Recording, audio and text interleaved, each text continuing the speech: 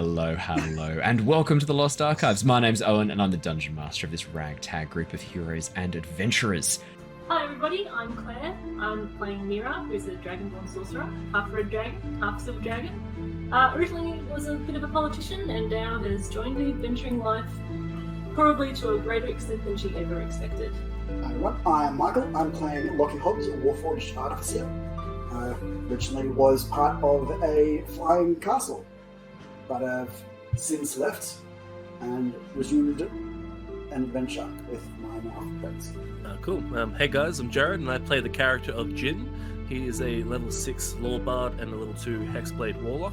I'm currently an associate and ally of the Tempest Guild, and I am helping them in their goal of stopping the Queen of Dragons, Tiamat.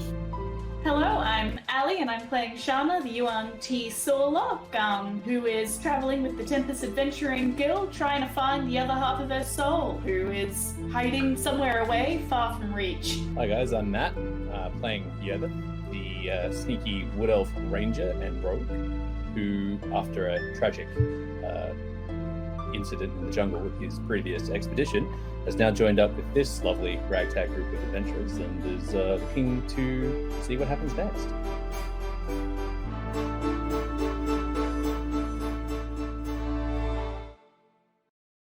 Hello! Hey everyone! Hello, and welcome back to the Lost Archives. My name's Owen, and I'm the Dungeon Master of our Tyranny of Dragons Campaign. Welcome to episode 104, if my math is correct, which is absolutely insane. Welcome. 103, almost. Welcome. So lovely to have you guys here. We have had an absolute ball of a campaign. If you are new joining us tonight, you're joining us at the final big boss battle, the party versus Tiamat, Mother of Dragons, God of Tyranny. So yeah, probably head back and you can catch up on previous episodes. Now, where do you go to do that? YouTube is a great place to go. Go to the Lost Archives on YouTube. Otherwise, you can head to Spotify, iTunes, Amazon, Anywhere podcasts. basically you can find podcasts. Any podcast platform that you can listen to podcasts on, we're on. So go check it out if you're keen for the podcasts. For the regular listeners and regular viewers, welcome back. I hope you guys are excited. It's going to be a very, very fun episode. Thank you, everybody, who joined us for our Curse of Strahd campaign on Monday night.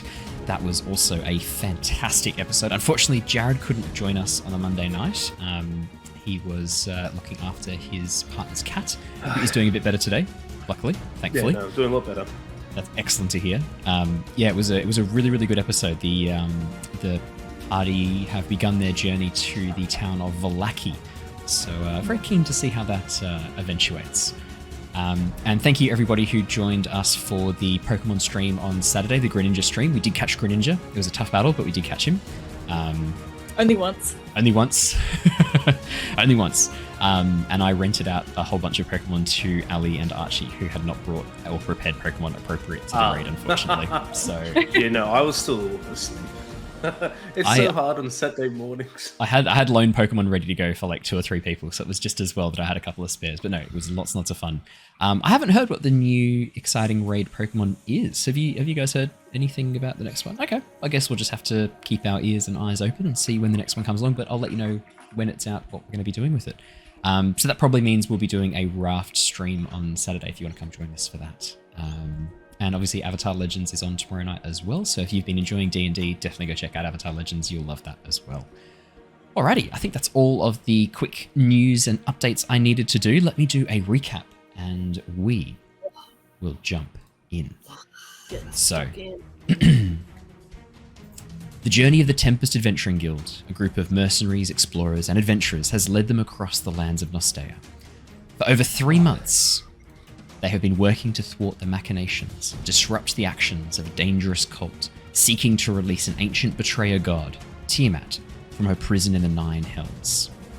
The journey hasn't been an easy one. For every victory, the party have suffered defeats as well. The party have arrived in the now broken city of Palin, and the group faced off against dragons loyal to the cult. Just when things looked darkest, a group of dragons led by Elia and accompanied by many of the friends and allies of the guild swooped in to engage the cult. This has given our group, our heroes, a chance to head down to the Well of Dragons and attempt to disrupt the ritual, summoning Tiamat to this world. Arriving below, the group found a number of portals already opened. Severin, leader of the cult, quickly used a strange substance to subdue the group by sending their conscious minds out of their bodies. However, this plan did not keep them subdued for long. The group quickly travelled across the cognitive realm and reunited, using their combined powers and effects to awaken back in the Well of Dragons. Lockie, being a giant forged, was immune to this effect, and while his companions were out, he began taking on the cultists that were maintaining the portal. The heads of Tiamat, each of the 5 colours, have begun to push through the coloured portals surrounding the central rift in space. Quick thinking and brutal magic on the part of Shana, Mira, and Jin, we've got to give you a bit of credit as well for this one. Together, you have actually been able to close one of the portals, the portal of the Blue Dragon Head, leaving only 4 of these coloured portals remaining. We left off last session right at the beginning of initiative. Jin, you were going to be first up next. Lockie has penetrated into the shield guarding the main rift using a very, very clever implementation. It wasn't Wall of Force you used, it was... Odaluk's Resilient Sphere. Odaluk's Resilient Sphere, yeah. Very, very clever use of Odaluk's Resilient Sphere to generate an extra little bit of movement through. I have been informed that probably that wouldn't work, but rule of cool, I'm ruling that it does because it's awesome. And I also, logically as I go through it, can't see why it wouldn't. But You're the DM. Exactly. Yeah. That's right. It's your world. It is. So we jump straight back in. Jin, I pass over to you. You are first to act. It sucks. I had a strategy lined up. I don't remember what it was. No. Why leave myself reminders in the chat? I know. I should have. Okay, so let's get an idea of actually how the board looks. So this the white dragon head has taken a bit of damage. The white dragon head has taken a very, very little bit. The green dragon head has actually taken a bit of damage. The white dragon head almost hasn't taken anything as far as you can see. Oh, the hold green on. dragon head has. I forget. I remember what I was going to do. Shana's down. I was going Shana's to say, down. Shana's also unconscious on the floor. That is something important I should mention. Shana has wording dropped to Shana. I'm healing word. Actually, hold on. No, I'm not. No. I will, but I'm just trying to. I think it's the cogs are starting to go in my head now. What I was going to do. Just going to put some darker music on for Shana's demise. Oh, gee, thanks. What? Oh, did I say that out loud? Nothing. Whoops. Okay, I'm going to. How much will I do? Okay, I'm going to fly down to her. I'm about 40 feet, I think I said. I was about up in the air. So 40 feet, and I'll start moving. So it's roughly about 40, 50 feet I might use in the flying. It's up to you, Owen. Yep. I'll let it to you. Are you coming down on an angle to get closer to Shana or staying 40 feet above her? Yeah, no, I'm definitely I'm coming down like that.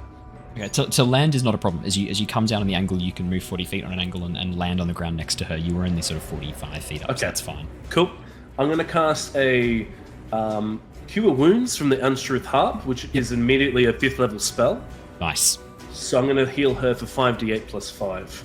Ooh. So she gets 31 hit points back. 31 Oh points my of god. damage. You rolled really well. 8. That's actually not bad. 2, 6, 2, 8. Yeah, plus 5. Jin, as you concentrate and begin playing across the harp, this beautiful melody begins filling the chamber. You watch as around Shana, wildflowers push through the earth and burst into bloom. And Shana sort of shakes herself awake, the pollen covering you, Shana, and glowing very slightly as it heals you for the 31 hit points. Nice. Okay, cool. I'm just going to go full supportive for now, and then I'm going to... hold on, let me just get out my Bardic Inspiration things. It's good. The music's become a bit more hopeful, just completely accidentally. I'm sorry, but I'm about to throw some cringe your way, though, so... Some cringe? Yeah, my Bardic Inspirations. Oh, yeah. Oh no. Okay. Forgot about those. We're gonna roll. It's 100 here, so let me roll. Oh, 19. Okay, this one is. As I touch her shoulder, I sort of say, "I am with you now, from now until the end." Oh, Aw. Wow! Everyone cute. roll 1d4 taste damage. Oh, cringe Cool. damage. Cringe Okay. damage. Yeah, edgelord So damage. I'm also going to give a bardic inspiration to Shana. So that's my main action done. So, Shana, that's a my bonus d10 action that you done. can add to a dice roll of your choice. Yes. And that's saving throws as well, so it might come in handy later. Death saving throws is what he's trying to hint at, I suspect. That's what it sounds like. Brilliant. So, Jin, you fly down on the back of your Firev, cast this Cure Wounds through the Unstruth Harp, and then call out to Shana encouragingly. She kind of like blinks awake. Shana, yep, you heal that damage. Jin, is there anything else you can do on your turn? That's movement, action, bonus action. So I still have 20 movement left because the Farath has a 60-foot 60 feet. fly speed. You'll just go I'm straight going to go back up back again. into the air and sort angled again as far as I can go this way. I'll leave it to you, Owen, how far you let me go. 5, 10. So to go 10 feet up and 10 foot diagonal. So if you wanted to go like, if you want to go 20 feet up in the air, you have to go 20 feet straight up. To go like 10 foot up and 10 foot away, that would even it out to 20 feet on the diagonal, if that makes sense. Cool. That's fine. I've touched it and I'm trying to like now trying to make some distance. It took a little bit. A healing word would have gotten her up, but this might give her a little staying This will keep her power. up. Potentially. It might keep her up potentially. Oh. You know what? Actually, no, I don't think... Because absorb... my absorb elements... Spell crystal, I have one left.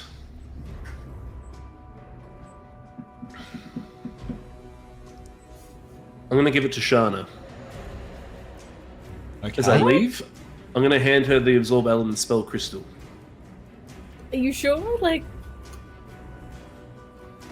I don't know. Or should I hold it because I can get you back up? I mean, vice versa. You know what? I will hold it because if I fall off this thing, it's probably bad. Say also, you're a little bit squishier than I am now that you can't wear any of your It's true. armor. I will keep it. Sorry, Owen, for that. No, I all good. appreciate the thought, though. Yeah, yeah, cool. So that's my supporting done. I pass it now to the next step. The white head roaring through the edge of the portal. Now that the portal is disrupted without the mage to help maintain it, it is going to take some damage. Could I have... Let's have Mira. Could you roll me 3d10, please? 3d10. 15. With the mage no longer there to sustain the portal, having been killed by the portal itself, the dragon takes 15 points of damage as the portal grows unstable. This massive white head, the whirling vortex of energy starting to peel the scales off it. It roars in this defiant, brutal, echoing call that trumpets through the cavern. And then it is going to see if it regenerates its ice breath, its cold breath. No, it does not. Whew, that's good. It's going to hold its action. Shana, you're up next. I don't like that it held its action. Alright, she's going to do what she does best. Eldritch Blast. And she starts blasting. Eldritch Blast. I think, have I moved either of these dragons with the repelling blast at all, or is it only No, the that blue was the head? blue one. Yeah, you focused all of your blasts on the blue. I think she's going to aim all 3 blasts at the white head, assuming it doesn't go down in the meantime. And yeah, see how that starts. Brilliant. Roll me some damage. Or roll me some attacks, I should say, first. 1, 2, 24 is going to hit. Nice. 27 is going to and hit. 3. 24 is going to hit. Nice. All 3 hit. Roll me some damage. Very, very nice. Very nice start. 2 and 3. And that's also 30 feet knocked back as well, assuming it follows the same rules as the other dragon. Yeah, as these blasts of energy begin stabbing into it, knocking it, its head retreats a little bit further into the portal. Yes, absolutely. Alright, Alrighty. and then with her movement, she's going to hide around the corner. Okay. Unfortunately, you can't hide because that's you don't have Not the bonus hide, action. But you can just try like and sprint tuck out of the way. yourself. Yes. Very nice. Alrighty, Yervith, you are up next. The Alrighty. white dragon right in front of you, roaring defiantly through the portal. Yeah, I don't really have any other options. How's the green head looking? Where is the green? I think I hit The it green once. head has taken a little bit of damage, not a huge amount. It's taken a little bit of damage.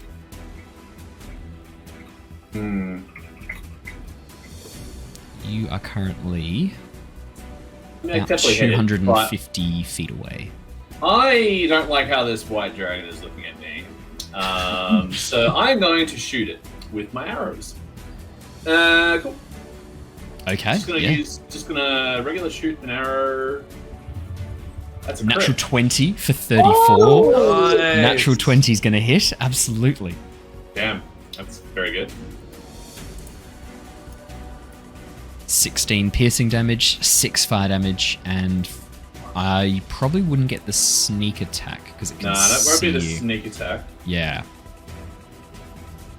Yep. I probably should have put Hunter's Mark on him first, though. That's annoying.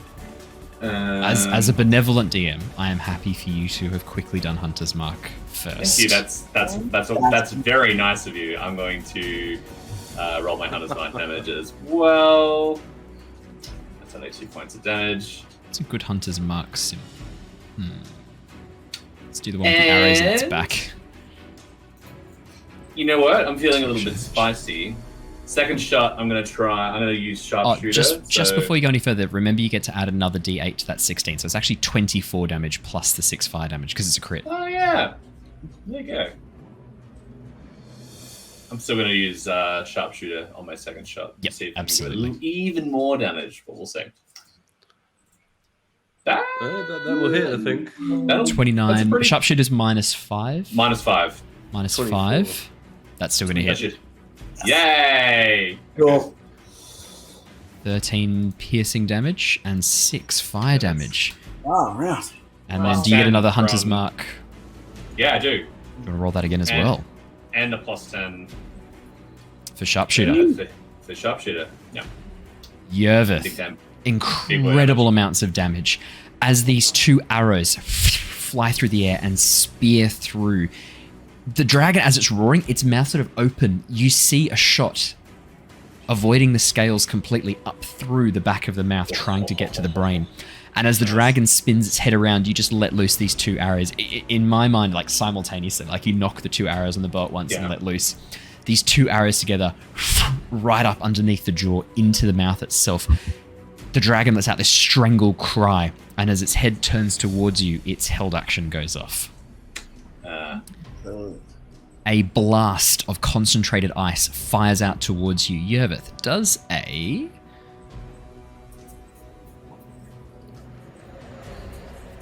It probably does a 19 hit you? it does. Yep. Okay, you are only going to take 10 damage because I rolled the lowest, almost the lowest I could possibly roll. Wow. Don't Nice. take much damage at all. This blast of cold shoots out, almost like this frigid air with icicles encrusting it, blasts towards you in a line, and as it strikes you, you just hold yourself close and pull down, and it doesn't do as much damage to you. Your cloak offering some protection and that connection to the elemental energy through Eleanor, providing you with some Yeah. protection. Funnily enough, have we taken any elemental damage from the white dragon thus far? This is the first bit of elemental damage you've taken. Okay. Cool.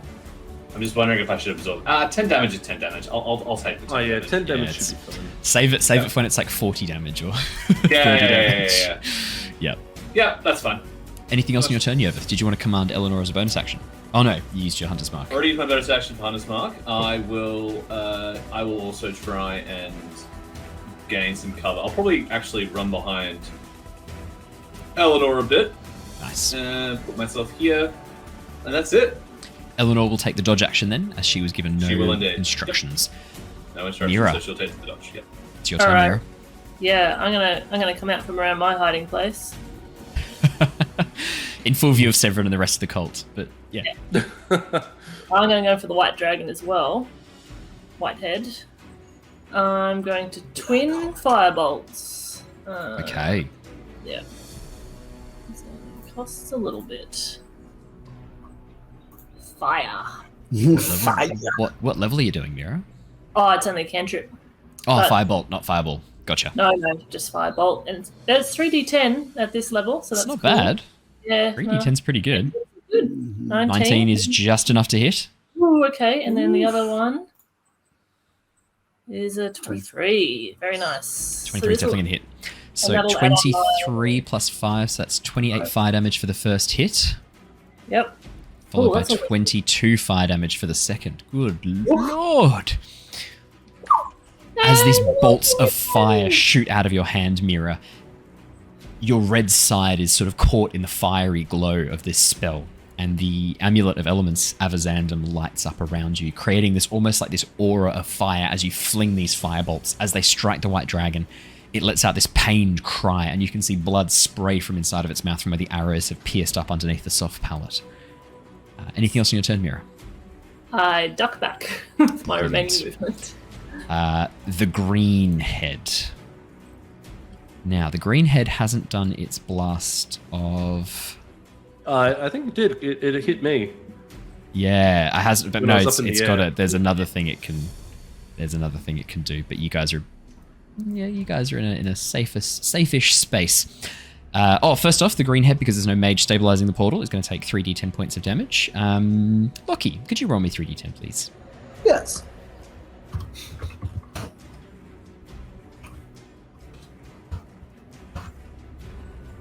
$14, brilliant.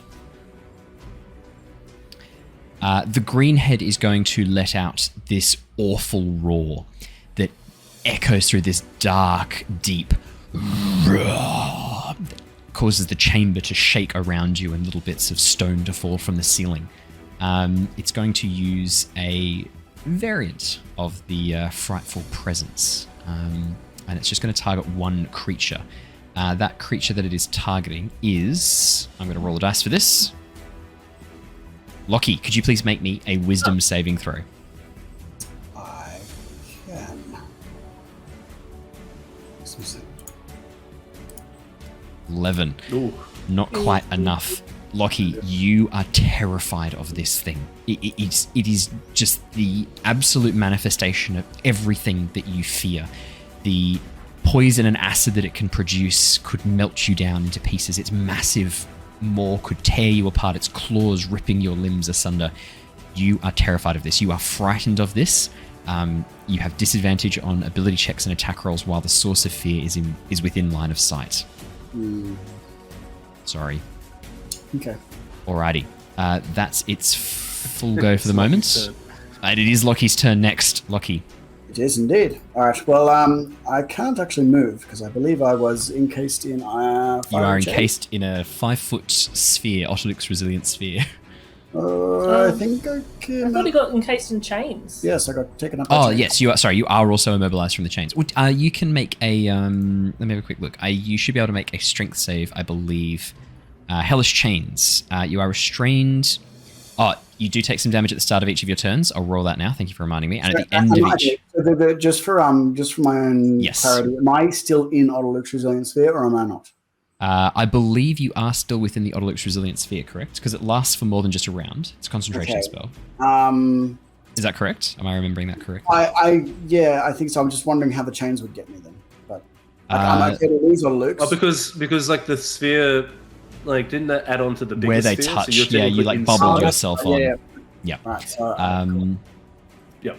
yep. That's Yeah, cool. so it's just that they're bubbling themselves on. Yeah, so that's... Yep. Okay, cool. So you are going to take potentially... Well, no, you are going to take some damage at the beginning of your turn. As these chains made of fire and this black, very hellish-looking metal flakes of dark crimson through them burn with a sudden ferocity around you, Lockie, you are going to take 18 points of fire damage. Okay. And at the end of your turn, you can make a strength saving throw to get out of these chains. Okay. Well, then what he's going to do is the swirly thing in the center that we are standing next to. If I were to look into the very center of it, and assess a meatbag's ability to survive damage, would I fathom that it would be painful to be in the center of that? To be pulled into the portal? Well, to be in the center of that portal. That hurt? Lockie, as you focus, the swirling mass underneath, this concentration of energy, seems to almost pull up into a conical shape towards the rend in space above it. The rift that you can still see this red eye glowing through. Can you make me an Arcana check, please? I certainly can.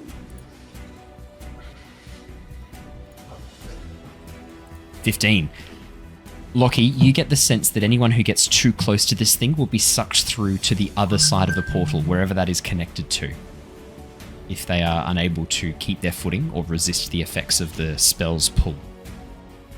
Okay. Well, I'm standing in these chains here, and then I'll look over at Severin. Now, these chains, they... Yes.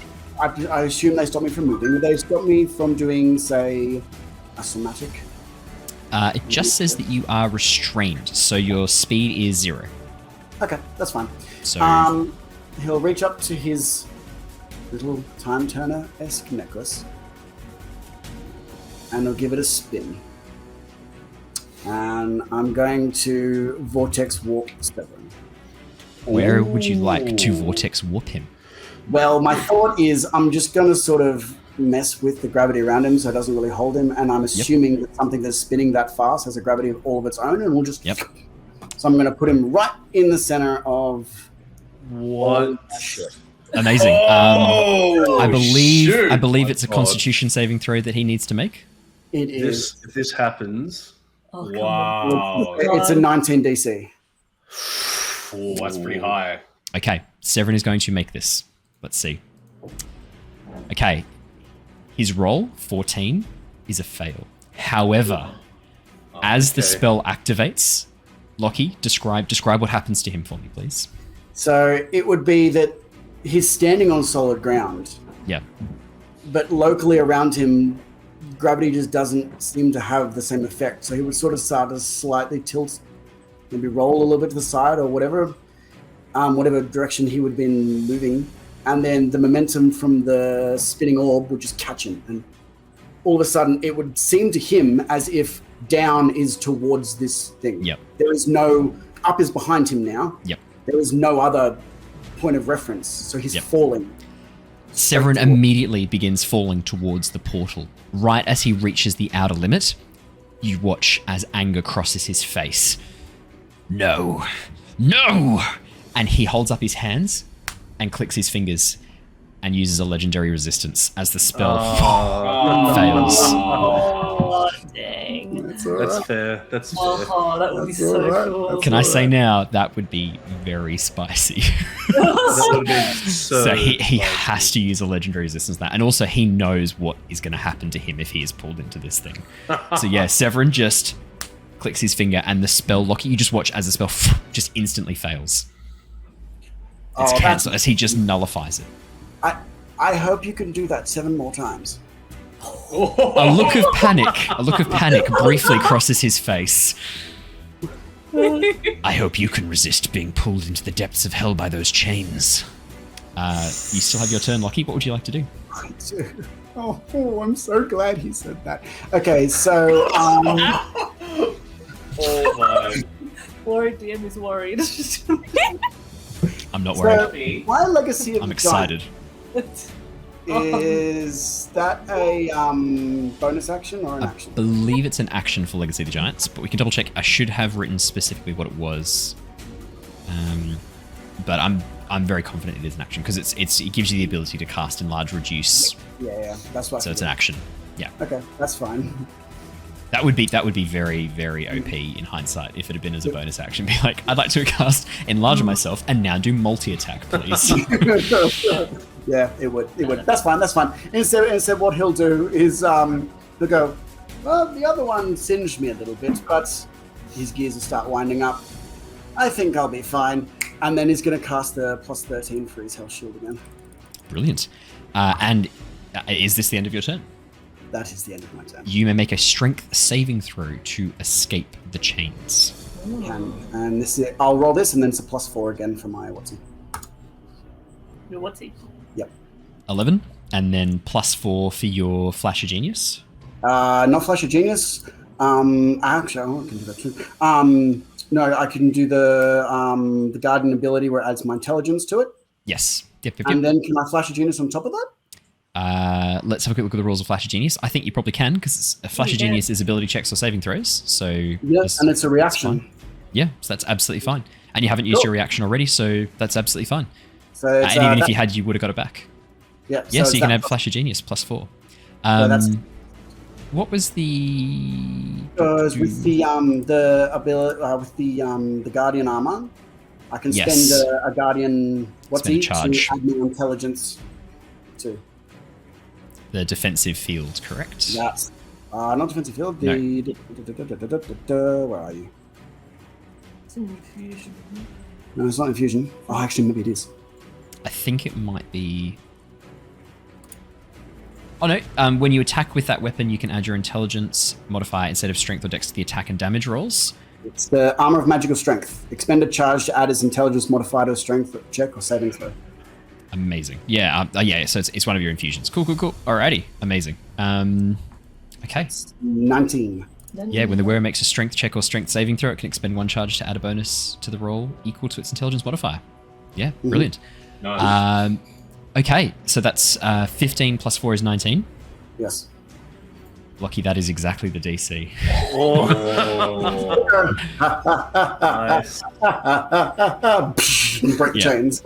Yeah, I love the idea of your gears kind of like grinding into the chains and like eroding at them as these like specialized gears move into position and then begin like cracking these chains open. Severin sort of looks on a little bit of confusion, and then you just go, not enough, sorry, and then just break out of the chains. You are no longer affected by the hell chains. Alrighty. You could still then use your movement if you so desired. Oh no, because you're trapped inside Luke's resilient sphere. Well, okay. Alright. Oh, actually, do you need to make a concentration check for getting hit with the chains?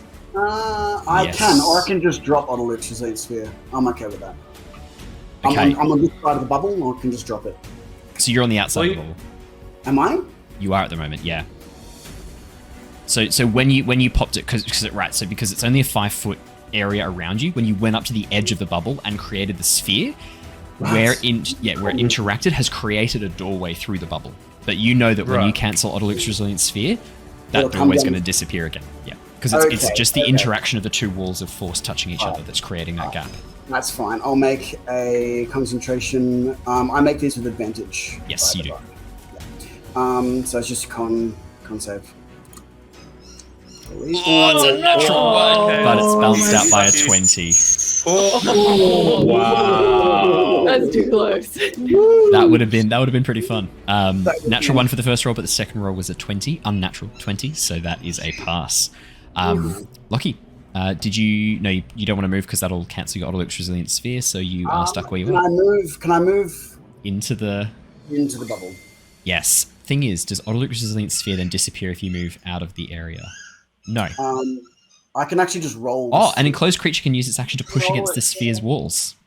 Yeah, I can roll like a hamster. That's interesting. If you push in, does the wall then reform inside the dome, where they're not interacting and not overlapping anymore? I would argue that yes, it does. I would argue that it would as well. Yeah. I think the way to look at this, Owen, as well, is that because you're sort of adapted it now to how it's not meant to work. Yeah. This is like new territory, basically. Yeah. Well, there was a bit of a discussion about whether or not you could do cancel outs with Wall of Force, and there was an ongoing, very involved discussion about this. So it's not like it's a super contentious ruling by me. It's more of the entire thing's a bit up in the air. So yeah, Lockie, if you were to move into the area here, the sphere would reform around you. Because as soon as the walls of the sphere are no longer interacting with the larger walls of force, correcting and protecting this massive internal ritual, you'd be yeah, you'd be back in your little Odalix resilient sphere. Alright. So it's up to you if you want to move or not.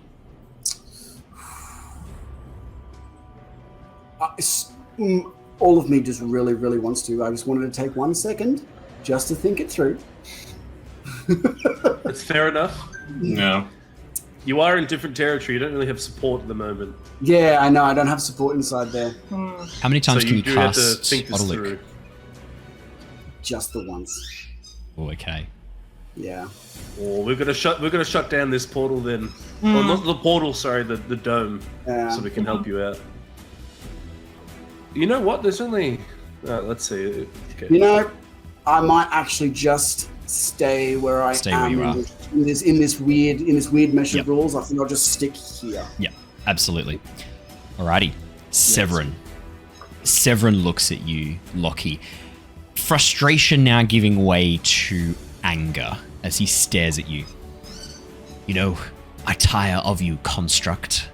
I tire of your words. I tire of your presence. Be gone from my sight. And with that, he holds out his hand and begins shaping this little ball of fire. And as he runs his hands over it, it starts getting larger and larger and larger. And then he just rolls it along the ground towards you. And as it rolls, it grows exponentially larger until it is about the same size as you, Lockie. And it strikes into you, rolling across the floor. Does a... Sorry, I gotta scroll back down. I'm guessing a 28 hits. 28 hits. Damn. Wow. This thing doesn't protect you at all. Well, as it is, because With we've the been overlap. We've been the overlap, Okay. and with the It's a double-edged the- sword to gain it's access double-edged to sword. the... Yeah, double-edged sword. I guess there's gonna be a little bit of give and take. Yeah. Absolutely, Um, of course. So I'm going to take a screenshot of what I've just rolled because Oh. I've rolled a whole bunch of d8s. You don't want to know how many of them are 8. Like Oh. out All of them? of the 9 d8, 8 of them are 8. Oh, God. Lockie, do you have protection from elements by any chance? I do. Absorb elements? You're going to want to... However, You've used your reaction. Lockie, you Hold take on. 62 Does points the of fire reaction- damage. When does the reaction kick back in? start of my next turn. Yeah. Okay, and you use it on your 68? turn. 62 points I think you're of still fire up there. damage. Yeah, but he's now got to roll a Constitution saving throw to keep Odalix's resilient sphere, and there's no way he can ever get 62 on it. That's the Yeah. problem. At least he's on the outside. At least he's though. on the outside, not trapped on the inside. Good. Oh, Lockie. Let me get a little screenshot of this because it is nuts. Oh my god. So you rolled like the lowest you could on my roll against me. Yeah, with the, absolutely. With the Dragon Breath, and I- you just nearly max roll on this one. Yeah, Roll20 was like, no, not Yervith tonight. We're going after Lockie. I'll chuck it in the Discord chat so anyone who's joined us on Discord can see I'm it. more than willing to take that hit for you, Yervith. Thank you. Thanks. Oh, he's such a good boy. Thank you, Lucky. Sounds like Lockie just flew a bit too close to the sun, unfortunately. Literally, as Severin summons a tiny sun and just rolls it towards Lockie. Lockie, as this thing strikes you, various liquids inside of you required for lubrication, required for what's the word I'm looking for? Pneumatics, like a lot of the pneumatic pistons that require like oil and fluid. The fluid is instantly vaporized as this heat strikes you, and you are blown backwards. The spell instantly fading out of existence as you take this huge amount of fire damage. You guys watch as part of Lockie's armor melts around him before the core sends out this pulse, and Lockie sort of like stumbles back and hangs on just. Hey, that roll as well. It's like 6, 7, 6, and a 3. It's so bad. All of them are so high. It's Except so for bad. 3. I know. And the it's 3 so is bad. like just below average. Like what? That's wild. Damn. Yeah, it's so bad. It's so bad. Okay, that is Severin's full go as the spell drops and the wall of force slams back down again. Severin looks at you, Lockie, as you sort of like still occasionally like glitching out from this huge amount of power. Mm-hmm. Yes, that's better. Back in your place, tool. Oh! Jin. Hey, this dude's a Okay. prick. Oh, yeah. Yeah, So I'm gonna start. Okay, so how How high up am I right now, Owen? 10 feet. Okay. I'm going to go use all my 60 feet, and I'm going to go sort of upwards again. How far would that take me in like this direction? If you're going on like a diagonal, you can go 30 feet forwards and 30 feet up. Because right, like it makes sense if you go on the diagonal. Or you could go 20 feet forwards and 40 feet up, or you could go 40 feet forwards and 20 feet up. Right? Because you're just going on the diagonal. 15, 20, maybe like there. And then up 30 feet as well.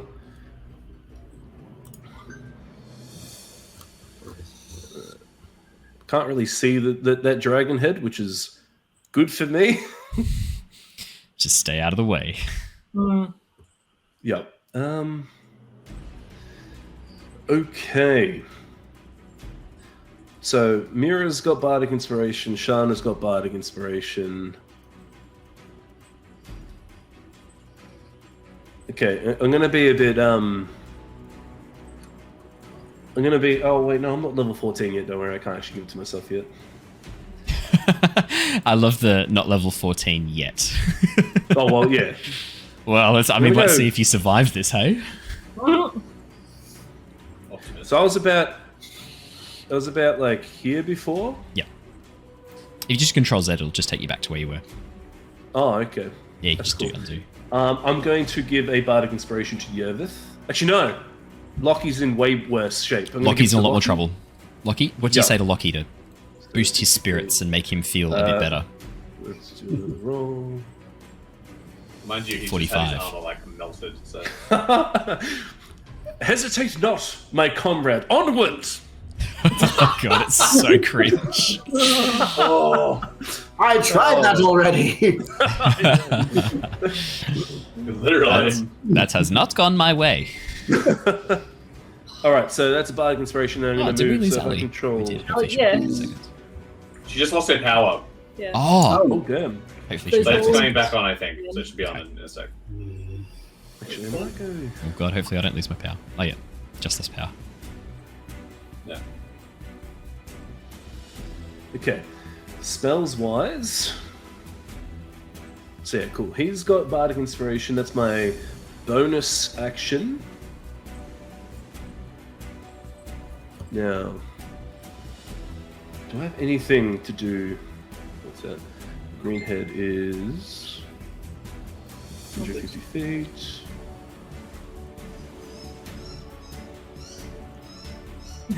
It's a very, you've got a Okay, very I don't pleasant have- bird just like helping out with you guys. Okay, I don't have any range to the Greenhead just yet.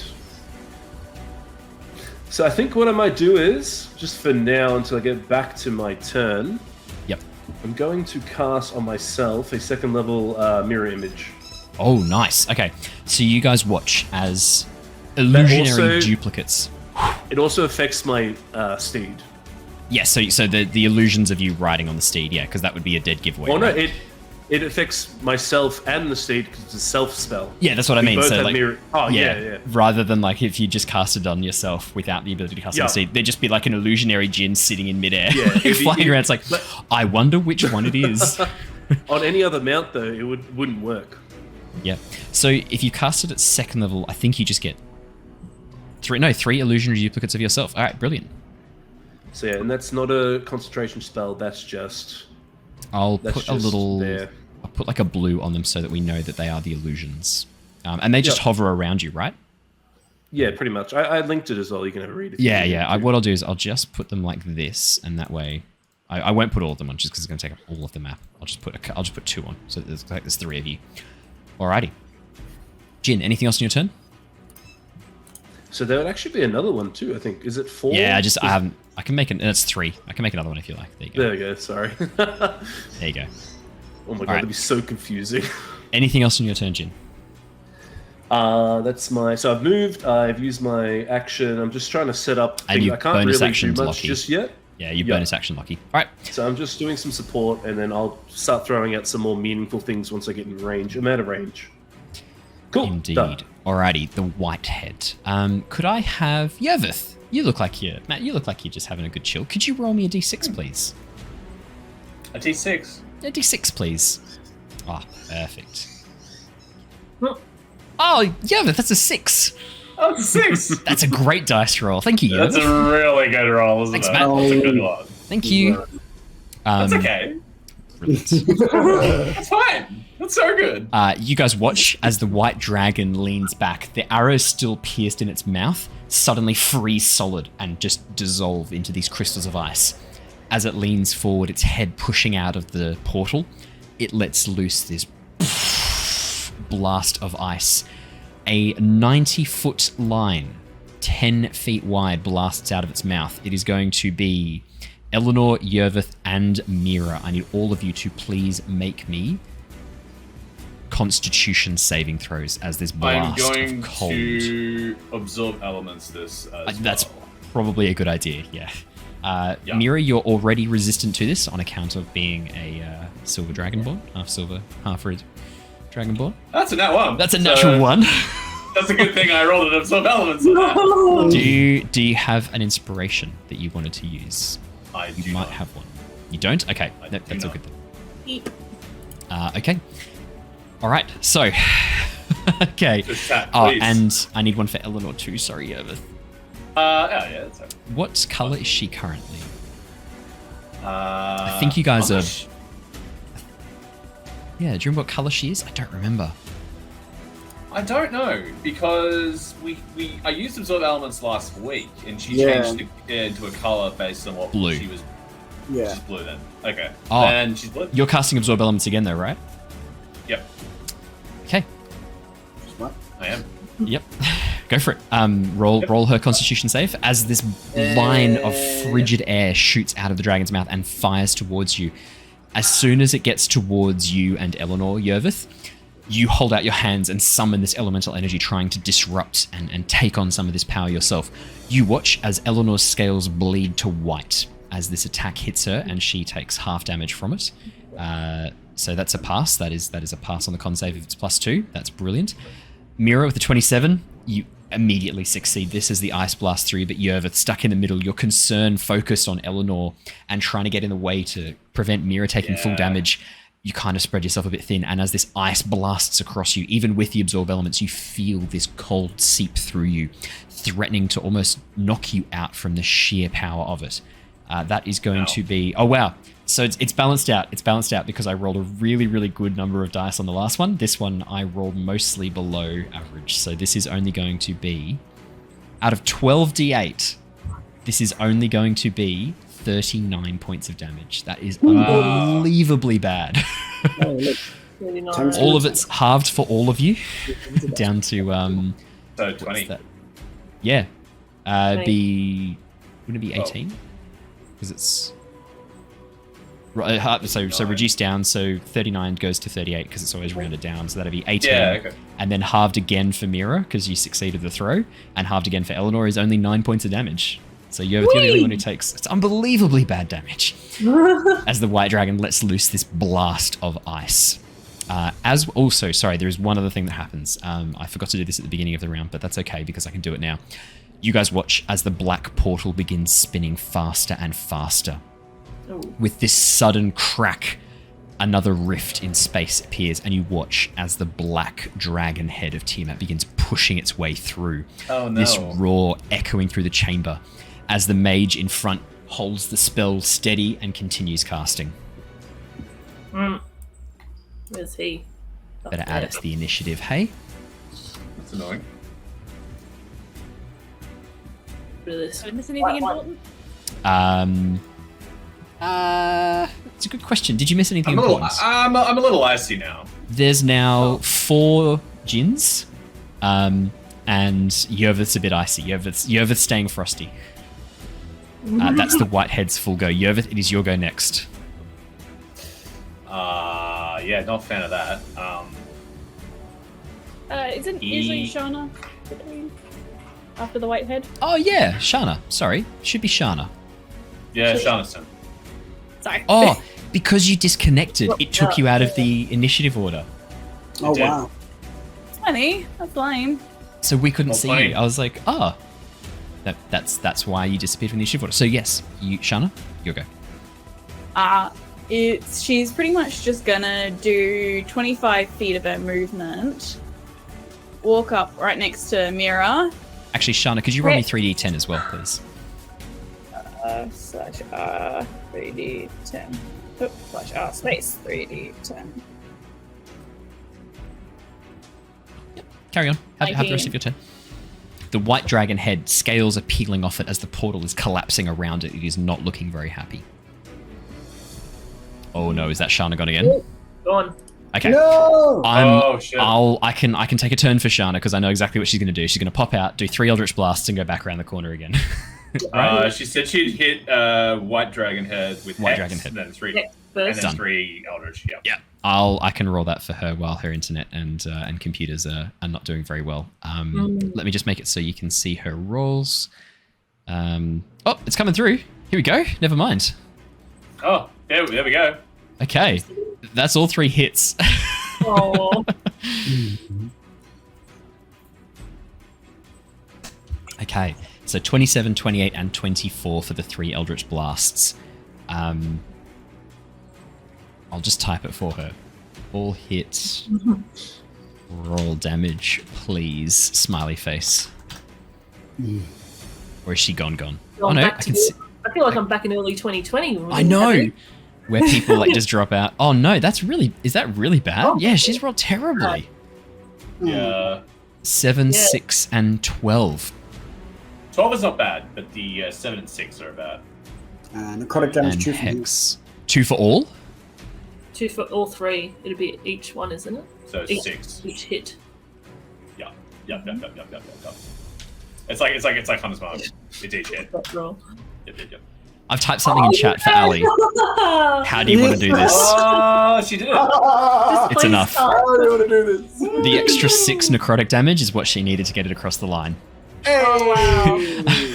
I can picture Ali being like, yeah! Just like silently to herself. Oh my Let's goodness. go. The knockback pushes it back so far it gets guillotined by the portal. Nice. Yes. That is correct. Yep. Hey, Hey! She's back. Fingers crossed it's staying. How do you want to do this? Maybe. The Whitehead gets pushed back so far after taking what is now 60 foot of knockback. And I was imagining that maybe as it gets pushed back so far, the portal tries to close around what it no longer senses as their head there, kind of like an elevator door. But it has no safety stops and it guillotines the head instead. Yeah, nice. So as the portal collapses around it, it doesn't chop the head off and leave a physical head. It sucks everything in and collapses to a single mote of nothingness. It basically forms like a tiny singularity where it collapses in on itself. So you watch as the head is just crushed under the force of this as it goes too far back, and then as it tries to push through to keep the portal open, the portal shuts on it and crushes it. You watch as the portal dissipates and fades away into nothingness. From inside the dome, you hear, slightly echoed, I will add, Severin go, "You're doing far too well at this. You were supposed to be dead by now." And you watch as he turns towards the central portal. "Mother of Dragons, my queen, there is an unexpected hitch in the plan. Please, intervene on our behalf and stop these interlopers." There's this pause, and you watch as the eye pulls away from the rift and reveals this massive row of teeth. "Deal with them yourself, Severin. Prove yourself to me, your queen. Prove yourself worthy of the trust I have placed within you. I still have need of Mira." Okay, anything else on your turn, Shana? She uses her last 5 foot of movement to tuck back behind on the other side of Mira, just Yep. trying to get a little bit more distance between her and the green dragon off to her Yep. side. Yep, that makes a lot of sense. Yervith. Cool. For the only brew but- that's hail and true, come to the green dragon. Nope. Question. Mm. Is that mage in the inside of the bubble or on the outside of the bubble? Which mage would that be, sorry? It would be this one, right next to Lockie. All the mages around the center are inside the bubble.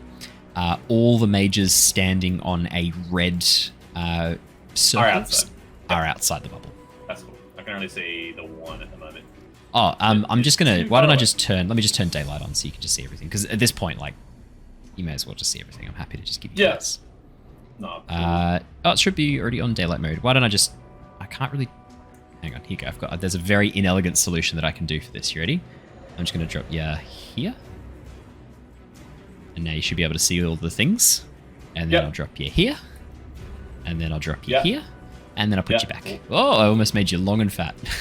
Let me put you back. There you go. I accidentally did this to your token. I'll do it just because it's hilarious. I accidentally did that to your token. as Lockie's like bend time spell fails you over, you're just stretched thin into infinity across the event horizon. No. Nice. Yervith, your turn. Yeah, cool. All right. Well, with that information, I'm going to move myself. Probably trying to get a. Oh man, I'm gonna probably try and move myself there. I reckon I'm gonna go 40 feet. Hey, Matt, what range does your bow have? It's very long. 260 or something. Can you hit? Can you hit that dude? I can definitely hit him. Because if you hit him and he ends concentration, then that portal collapses. Yeah, the portal starts collapsing. Do you mean the mage? Yeah, he's telling you to aim for the mage that's just summoned in the black dragon head. That's literally what I'm doing. Did you see Jin just like all four of him and like just pointing over there? No. That's what I'm planning. But the problem is you hear all four at once. Over that way. Over that way. Over that way. The problem is I have the portal. That's like I was talking about directly this in one front up. of me. The other one up. You had range of sight where you were before, I think. Oh, I'm with you. Yeah, where you were before, you probably could nail that one. The one trying to summon in the red dragon. Yes. Go on, dude. It's 100 and like 75. Yeah, you can do it. 185. Okay. Well, I'm gonna do that then. Okay. Nice. Yeah, sweet. I don't know how to move myself back. I'll put you back. Okay.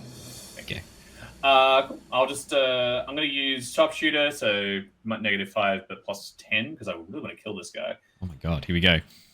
25 minus 5 is 20. That is enough to hit the mage. Nice. He has an armor class of 15 with mage armor. Damn, that's a lot of damage. 12 piercing. That is sneak attack because his back is to you. He is focused on the ritual. He does not know you are there. So 12 piercing damage, 8 fire damage. Sorry, no, 8 sneak attack damage and 6 fire damage. Oh, and when the hunter's mark goes down, you can move it, correct? Yeah, I can. I don't know if I can move it to him though, because it's like a 30 feet movement. I think it is. Oh, so it's a target within 30 feet. Oh, actually 90 feet. No, it should be more than that. Yeah. You could probably. Actually, I'm not going the green dragon. No. I'm gonna save my bonus action. You could move it to Severin though. Can we target him? Yeah. Like, so Hunter's Mark is kind of, it's not like a magical thing where it's like, I have made you more susceptible to my arrows. It's more like Yervith concentrating, being like, okay, I'm focusing on you, I'm going to find and target your weak spots. Like, I know where you are vulnerable. Wait, does that mean magic effects can still go into the No, magic effects can't go in. Hunter's Mark isn't like a magical effect. It's more like Yervith kind of like concentrating, being like, I'm going to attack you and I'm going to focus on you. Oh, okay. That's okay. That's okay. I'm not going to use my bonus action to move Hunter's Mark. I'm going to use my bonus action to command Eleanor, but that's a whole thing. Okay, so that's going to be 36 damage. Yeah. How's the mage looking? Is he still standing? The mage is just still standing. Yeah, so he needs to make because of the sharpshooter. He needs to make some saves though. He needs to make a concentration check. Let me roll a d20 and add his con. Yep. Oh no. How much damage did you do? 36 points damage. Oh, you watch as the arrow flies through the back of him. He just goes, "Ha!" As the arrow shoots through into his back.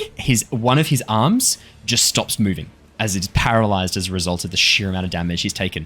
Without both hands being able to summon the spell, the semantic component of the spell fails. And you watch as he calls out, "Oh, no. And the spell just fades away. No red dragon comes through. Oh! It's too close. As the spell fails, the mage sort of turns around, one arm dead at his side, useless, and he looks in fear, eyes wide, at Severin. Severin looks at him, this venomous expression crossing his face. Well, you better restart then, hadn't you? But we don't have any more sacrifices. Your own soul will do nicely. Oh, shoot. Anything else on your turn, Yervith? I still have another shot, so. As this guy turns around to Severin and is getting instructions, Yervith, you just sort of see Severin not looking at you, and just knock another arrow, pull back, and just fire. Kind of like That is. Oh, yeah. Oh my god. That 16. I'm just regular shooting this one. I should have. That's enough. Armor class of 15 with mage armor. Nice. Armor class of 15. He's a mage. He could he shield it? He could shield it. He couldn't before because that would mean dropping the spell. He is going to shield it. Okay. He shields this damage. You watch as he sort of facing towards you as the arrow flies towards you. Just in time, this mage pulls up his hand. This shimmering force field in the shape of this winged draconic bat-like shield summons up in front of him. The arrow just tings off into the darkness. As the mage sort of looks in fear at Severin, Severin looks at you guys and then looks back at him. You better hurry. Talking to the mage. The mage goes oh! Immediately turns around and begins trying to cast the spell again. I want to. Does anyone have spell sniper? No. Don't think so. Great spell. Damn. Bonus action to move Eleanor. Yeah, Eleanor, I'm gonna come on to bonus action dash to go help Lockie up. Lockie, you now have a little Drake dogger at your feet, ready to lay some hands down on Severin when that portal goes down. I was going to say, I don't remember Eleanor being a paladin. You watch as Eleanor in white Drake form runs over to Lockie. As she gets up next to you, Lockie, she sort of stands protectively in front of you, growling at Severin.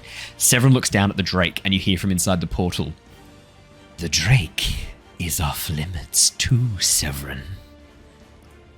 Alrighty. It's a bit of spicy news for you. Anything else on your turn, Yervith? That's action, bonus action, movement. No, it's not movement. Yeah. You could use movement if you wanted. I have not moved yet, so yeah, I'm gonna move.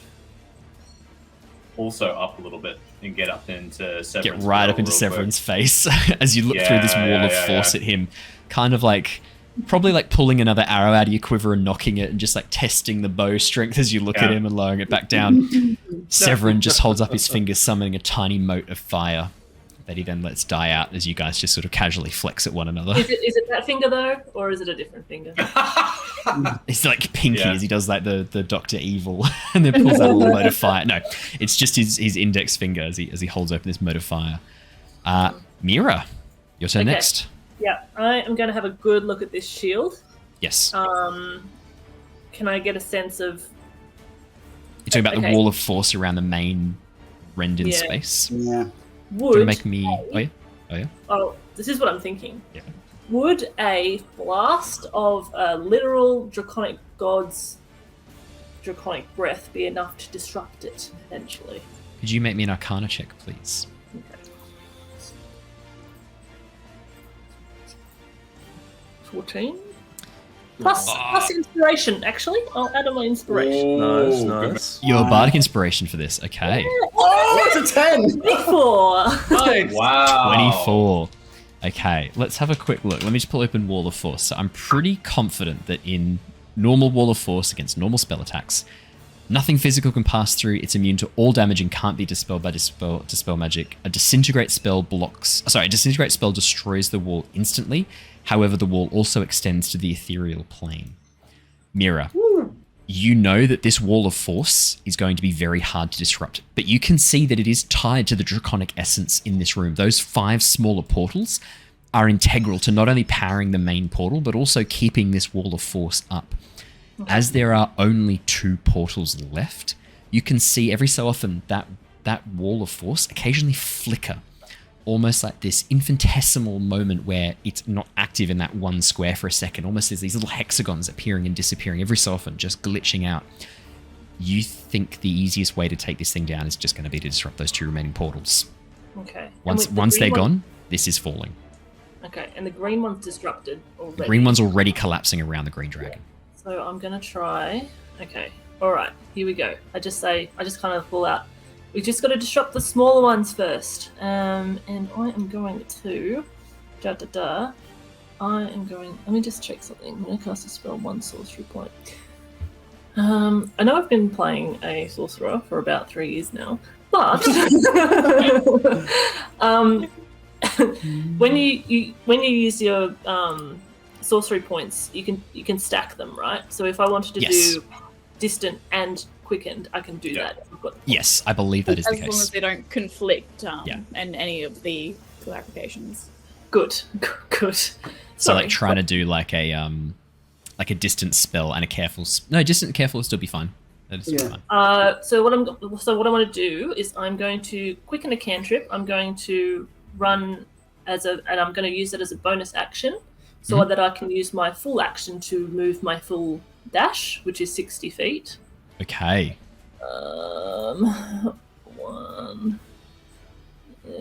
60 here. Move. Oh, selected the wrong thing. So I'm here. And then with distant spell, I can get my cantrip. Yep, to get that guy over there with the black portal. Oh, this could be juicy. So I will cast. This is going to be juicy. I can already tell. If I hit, I will just cast a good old firebolt. Yep. So Mira, you watch as the red side of your scales. Oh my god, that's a natural 20. Nice. Okay, so that's 30. Whoa! That's a 399. There's 21 as well on the roll. But it's even worse than that because it's. I know. How many? It's 3d10, right? 3d10. That's max damage. 20. So it's 21 plus another 30. So 51 points of damage plus fire elemental affinity. That's 56 points of damage. Cantrip, baby! From a cantrip. Off a fireball? Firebolt. It's like a fireball. You watch. Mira, how do you want to do this? Obviously, how do you want to do this? Okay, so I'm kind of like, as I kind of look at the thing, I'm just like, I start running, and as I run, I just cast it, and it kind of curves around the force field and kind of takes some of that draconic energy it's using and just slams straight into that mage. Mira, could you also please roll me, because this is just an insane amount of damage, could you also please roll me a random elemental effect as Avazandum goes off? As Mira runs around the edge of the border, as you bring yourself closer to the portal and closer to Tiamat's power, Avazandum, the amulet of elements, begins reacting to it. And as you fling this firebolt out, this momentary burst of flame emerges from behind you, leaving these flaming footprints as this sort of after image of fire moves behind Mira, almost like this cloak of flame that she leaves behind as she moves through the space. And then as you fling it forwards, the fire concentrates into this tiny little spiraling mote that then strikes towards the mage. 53 is your D100. That's right. Let me consult my Bible of elemental effects. Man, that's crazy. No. Okay. Okay. How am I going to do this? Okay, Mira, as the fire begins building around you and catches alight, all of you watch as Mira begins growing in size. Red scales spreading across. Actually, no. I should do this fairly. Could you roll me a d6, please? Okay. 4. Cool. Red scales growing across her body as Mira begins transforming into a red dragon, growing in size rapidly. For one turn, you are a red dragon. So for your next turn, you have the stats of a red dragon. I'm going to put Like an adult or an ancient? a young red dragon. It's not adult or ancient, unfortunately. No, that's still pretty good. That's still pretty good. I'll chuck it on the. Actually sick. That's so cool. And it kind of makes sense, like with the whole like getting closer to Tiamat as the this influence. It's actually closer to Tiamat becomes a dragon. I love a dragon. Yeah. It's actually like an after image almost of the spell. Like it's almost like a arcane sort of a manifestation as well, like a illusionary almost. Yeah. Oh yeah. Okay. Yeah. Like what it could be in that sort of dream sequence she had as well. Wow, yeah, that's cool. Yeah. I really like that. That's really cool. I need to give you control, Claire. Mm-hmm. Here you go. So for a turn, you are a young red dragon. Enjoy. So for the remainder of this turn and all of your next turn, you know that you will transform back into Mira at the end of your next turn. So yeah, the fire that sort of emerges around you forms this mantle. You can still see Mira in the center of this, but around her, this fiery dragon has formed. Yeah. Okay. So you I have like the your movement. dragon spirit as well. Yeah, like my A little dragon. bit like that, yeah. A little bit like that. So is it? Okay, so is it? Do you need the stats for a young red dragon? I'm going to send them I've to you got right it. now. Oh, you got them? Nice. Okay, brilliant. But did you say it's the end of my next go? At the end of your next go, this effect will disappear. Okay. And I have some movement. Is that? Whoa. Whoa. Where's that gone? Beeping. Oh, that's a cricket. Yeah. No. Seriously? Yep. Yeah, that's our cricket. That's your cricket. As in Your like a pet cricket. cricket? Or just a cricket that Well, lives inside? it's the mountains crickets. The mountains crickets. Crickets, yeah. Can you ever really own a living creature? In a way, that's kind of fucked. I've been transported to another world. My token. You have, but I'll put you underneath the red dragon. How about that? There you go. Is that better? Yes, I'm back with the others. Momentary lapse. Okay, so in that case, I'm going to. Oh no, I've got 80 feet of movement. Oh my god. Okay, I'm going to just come around here a little bit more. So if you 60. Okay, there we go. And I'll move Mira as well. Already done. Alrighty. The Black Head. Also with that mage dead and the portal disrupted. Mira, it seems appropriate. Could you please roll me 3d10 as the black dragon is going to take damage as the portal begins collapsing around it? 14 points of damage. The black dragon head roars in defiance as it turns towards you lot. No one is within range. It can't target anyone. It is going to hold its action. The green dragon head. Shana, could you roll me 3d10, please? All right. 3d10. 20. Shit. Okay. Okay. Yeah, it's not happy about that. It is going to... What was that, sorry, Claire? Nothing. It is going to fire a globule of spittle towards Red Dragon Claire. Red Dragon Mira, I think you're just within range. Oh, it can't quite see you.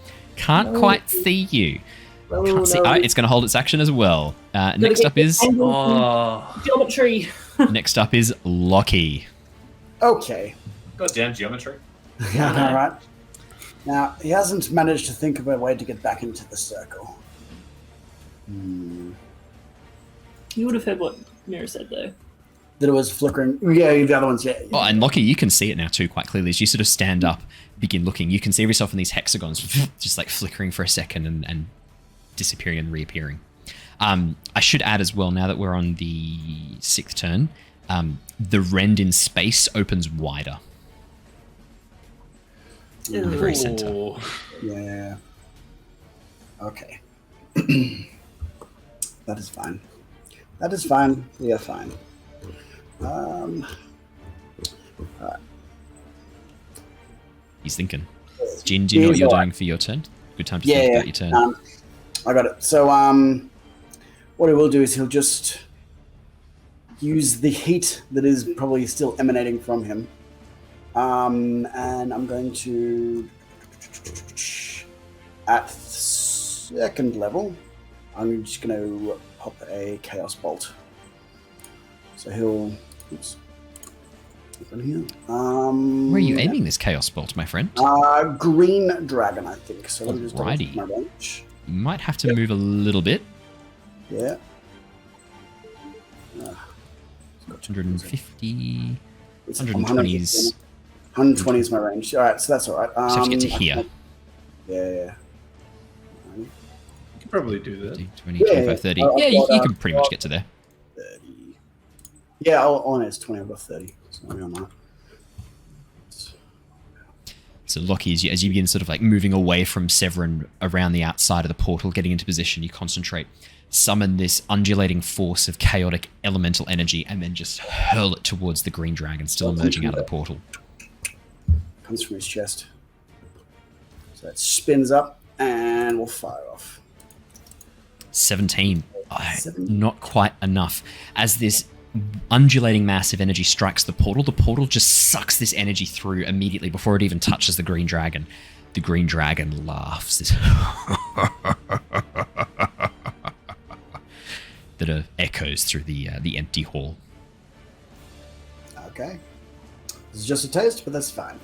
Then he'll wind up for his temporary 13 hit points. Brilliant. Severin.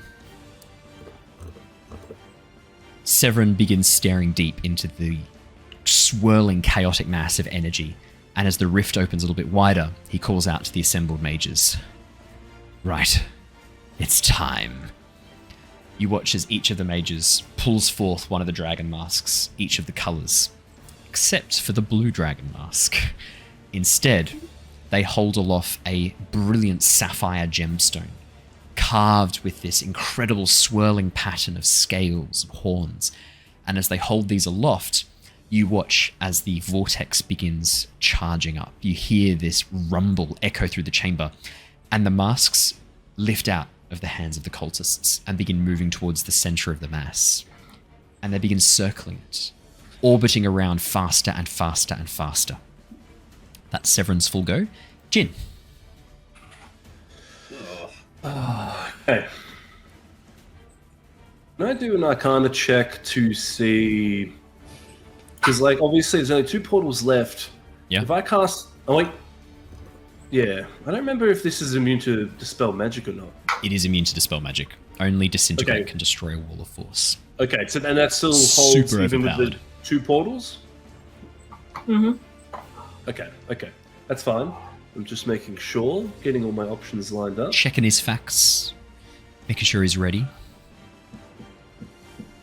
Would the Dispel Magic work on one of the actual portals? You don't know. You know that whatever magic is being used to create these is fairly high level. In your mind, I would say that you would know a fairly high level Dispel Magic would be required. Okay. I mean, If such a thing were to work. Well, that's the thing. It's hard to say. Do you want to make an Arcana check? Because- Okay, let's give that a go. Because you have a bit of knowledge of... Okay, it's 11. I'm going to use a luck point. Okay. Damn, that's even Natural worse. 1. 3. Oh. So with luck, do you have to take the second roll? Pretty sure you do. I think you do. I think it is the second roll. I can choose which dice to use. Oh, you can choose? Okay. Oh, okay. The 11. I'll show you those quickly. Jin, you're not sure. You know that whatever energy, whatever force is creating these, probably if you could disrupt that energy using something like Dispel Magic, you probably could knock these out, but looking at it, I mean, whatever power has been used to create this, it has opened a rift in space and time itself. You think it's going to require a fair bit of magic to shut it down. Okay. Or, if you wanted to speed up that degradation, doing a Dispel Magic might leech away some of the energy. Might actually cause it to collapse faster. Might not instantly close it, but it might speed it up. Oh. It's possible. Let's see. 120 feet. Okay, so I'm going to use... I haven't been using the mounts, because it gets like 3... I think it gets 3 actions, as in like it can just dodge... Yep. Dash and disengage, I think, because I'm on it, so it's only like basic mount stuff. So I'm gonna at least dash.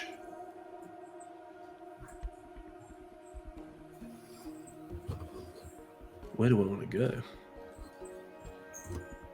Shana, good time for you to think about what you're going to do for your turn 2. Oh man, there's so much to do As best as you can, try and know what you want to do as we go, so we're not pausing for too long. Yes. Because I come up with ideas and then suddenly like it sort of gets stopped. Oh, actually.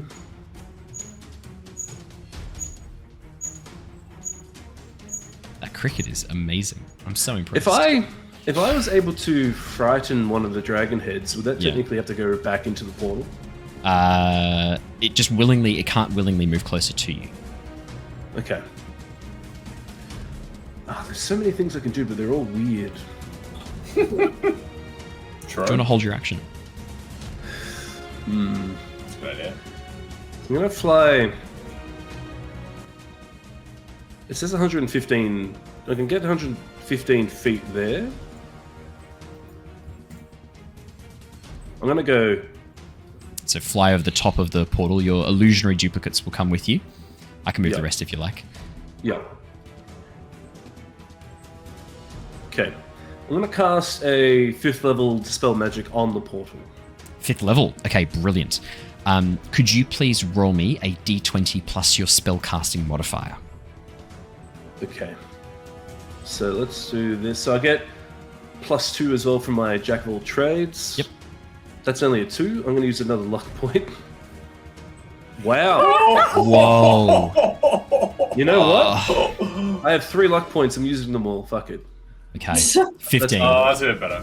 So 15 is the dice roll plus your spellcasting modifier, which is plus. Wait, how many 8, I luck think? points do you have total? 3. They're all gone now. I've used them all now. It's 0 now. It's alright. Didn't you use a luck point just before? Yeah, so he's used Yeah. 1 luck point and then he used 2 then. That's alright. Because he rolled a I'd 2 rather use first, them. then he used a second luck point to do the 3, and then he rolled his last luck point to do the 15. And you can spam them, but obviously spamming doesn't always help either. So what's your spellcasting modifier? I think it's plus 5 or 6 or possibly even plus 7. 5 sound. So my charisma is +5, my proficiency bonus is +5, but because I think it's just like it just uses my spells, like just my. I think it's just a +5. It's just the plus 2. 5. I think it's a +7 Yep, that's right. because of my Jack of all trades. Yep, that's correct. So plus 5 plus 2. 22. So, yep, 22. You watch, and this is the Black Dragon one. Yes. Could you immediately Trying to roll me weaken that. 6d10 as it Oh, takes okay. 2 rounds of damage as the portal begins collapsing around it? 36 points of damage. Okay, I only rolled 5 then. Oh, 45 points of damage. Big roll. Jin, as you summon this energy and fling it forwards, the Dispel Magic, you watch as the portal immediately begins collapsing around the dragon. The black head cries out as scales begin being ripped from its neck and from its throat as the energy begins collapsing around it. Brilliant. You are now within 120 feet, correct? You'd have to cast the spell. I'm 120. Oh, I know, because I cast it Hello. on the portal, not the extra Yeah. dragon. From here, 120 feet for you, buddy. Okay. Yeah, Brilliant. no, that's Thank fair. you very much. That's perfect. That's a really good spot to be. Oh, well. Could you please? No, this is going to be an attack to hit, so it's not going to be a. You watch as the dragon roars in pain, and then its eyes narrow as it stares at you, and it unleashes this globule of acid that flies towards you. The acid explodes around you. Does a 18 hit you? It does, Okay, 18 just hits. but Shield? I'm going to use. I don't have shield, but I'm going to do a d20, and if it's a 6 or higher, you hit one of my duplicates. Yes. Of course. It's a 6 or higher. I rolled a 6. You watch. You It watch. just nudges in. You watch as one of the dupes next to you, as it fires out this glob of acid. For a second, as you guys look up, you see this acid fly towards Jin on the back of his Fee Rev, unable to get out of the way. And as the acid strikes the duplicate, it just disappears into thin air. The Fee Rev disappearing as well. As Jin is sort of still seated in place, the dragon kind of like very angrily growling this low, threatening growl. That was lucky. Jin, anything else on your turn? I still have a bonus action, so I have one more Bardic Inspiration. I've cast a. Okay, I'm going to see if I'm in range of. So Bardic Inspiration is 60 feet. No. All right. Cool. In that I case- don't think I can do anything. So yeah, I'll end my turn. Shana, it is your go. And you still have Bardic Inspiration as well, by the way. I do. So, what she's going to do is do a full dash action and go 60 feet. 1, 2, 3, 4, 5, 6, 7, 8, 9, 10, 11, 12. That should make me 150 feet away from. Hang on. Sorry, I was after 150 feet. He was about there. All right. Sorry, don't mind me. I miscounted. Sorry, aiming to be specifically 150 feet away so that I can now hit it with a quickened fireball. Oh my goodness, amazing. Ooh, shit. Alrighty. I believe I make a dexterity saving throw. Yeah. Here's the funny thing. As it is trapped inside of a portal, it has disadvantage on dexterity saving throws. Makes sense. Oh, that's interesting. Can't really get away because it's... So, the first roll was a 17. The second roll was a natural 1. As the green dragon head tries to, like, move out of the way, initially it goes to pull back and then realizes how much of a bad idea that is. And then as it tries to sort of twist around, the portal has shrunk around it enough that it can't really go anywhere. And as you unleash this fireball, Shana, it just shoots across the area, striking into the green dragon head. It is unable to defend itself. Could you please roll me some damage? 23 fire damage. 23 fire... Oh, you have rolled fire damage already. I see it there. 23 fire damage. Amazing. As the fire damage burns across its face, scarring and actually sort of shutting one of its eyes as it melts the skin and bubbles the flesh around it, the dragon roars in agony, echoing through the chamber once more. As it does so, the portal behind you, the large rend in space towards the Nine Hells to Tiamat, shrinks just a little bit. Ooh. Anything else in your turn, Shana? No, that's it for her. She yells out some words of encouragement to her friends. Just a general, we're doing it, guys, keep it up. Perfect. Yervith, it's your go. Yeah. Bonus action, move the Hunter's Mark to Severin. There you go, Severin. Yeah. Enjoy that. I'll And drop it now, yep. And now I'm going to move just out of the way a little bit to just get a bead on the dragon, the green head. So probably about there. So I'm gonna thread the needle between the barrier, between the shield, the portal, and Lockie, and I'm gonna take some shots with my bow. Oh, nice. Amazing. Go for it. These are just gonna be regular shots, so I want them to hit. I mean, your regular shots are still brutal, so yeah, no. Yeah. That's a 20. 20 hits. Nice. 11 piercing damage. No sneak attack. Only 12 points of damage there total. Fire damage as well for nothing 1 else point. Yeah. There, and then I'll do another one. That's 21's that'll hit as well. Definitely going to hit. And that's a further 12 piercing and 3 fire. 15 more damage. Brilliant. As these two arrows strike into it, you can see Yervith again, these gaps in the armor that have been burned away by Shana's fireball. You just close one eye, focus, and then let loose with these two arrows, and your aim is true. As these arrows fly through and pierce into the gaps between the armor, the dragon roars again in pain. These tiny burning arrows cutting through into its flesh as you use your Ember Shard bow. Anything else on your turn, Yervith? No, I don't believe. I've used my movement, bonus action, the Hunter's Mark on Severin, and taken my 2 shots, so I'm pretty sure I am free. And Eleanor will just take the dodge. dodge action. Yep. Yeah, your Drake companion, Eleanor, dog-like dragon, takes the dodge action to avoid any damage. Mira, currently in dragon form. As Mira, surrounded by these flames taking on the aspect of a red dragon. Please. I will fly up into the air Oh, fuck yeah. on burning wings, and I am flying right in front of this dude whose triggered action, I assume, goes off. As soon as you get within... that'll do. As soon as you get within range, 120 feet's enough for that, but... Oh, sorry, I think 100... No, sorry, only 80 feet for this one. But yeah, as soon as you get within range, I gotta be close. the Yep. dragon just lets loose this blast of poison. Could you please make me a Constitution saving throw, Mira? With the Dragon's stats, unfortunately for me. Dragon. That's a 14. 14's Oh my not God. great, Mira. That's Yeah. 43 points of poison damage. But you are currently a young dragon, so you have 178 hit points. Oh, so it's like wild shape. That's sick. It's like a wild shape. It's a single turn aspect wild shape, essentially. That's it's like cool. a polymorph. As the flames around, as the poison shoots towards you, Mira, you sort of hold up your hands in panic, expecting to take this. The flames burn off almost all the poison. None of it touches you. The flames just taking the poison damage and burning it away into nothingness that surrounds you. Please have your turn. The dragon head that's looking through, it sort of pauses and cocks its head, and from the portal behind you, Mira, you hear a voice echoing through the chamber. Actually, all of you hear this. Good, Mira. Yes. See the power of the dragons, Mira. Use it. Oh, shit. I breathe fire.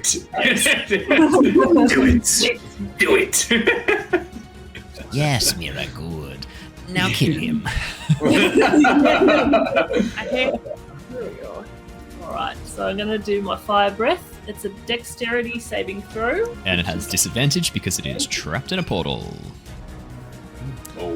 Oh my god, my rolls. That's a 3 and a 4. Wow. That'll be the 3.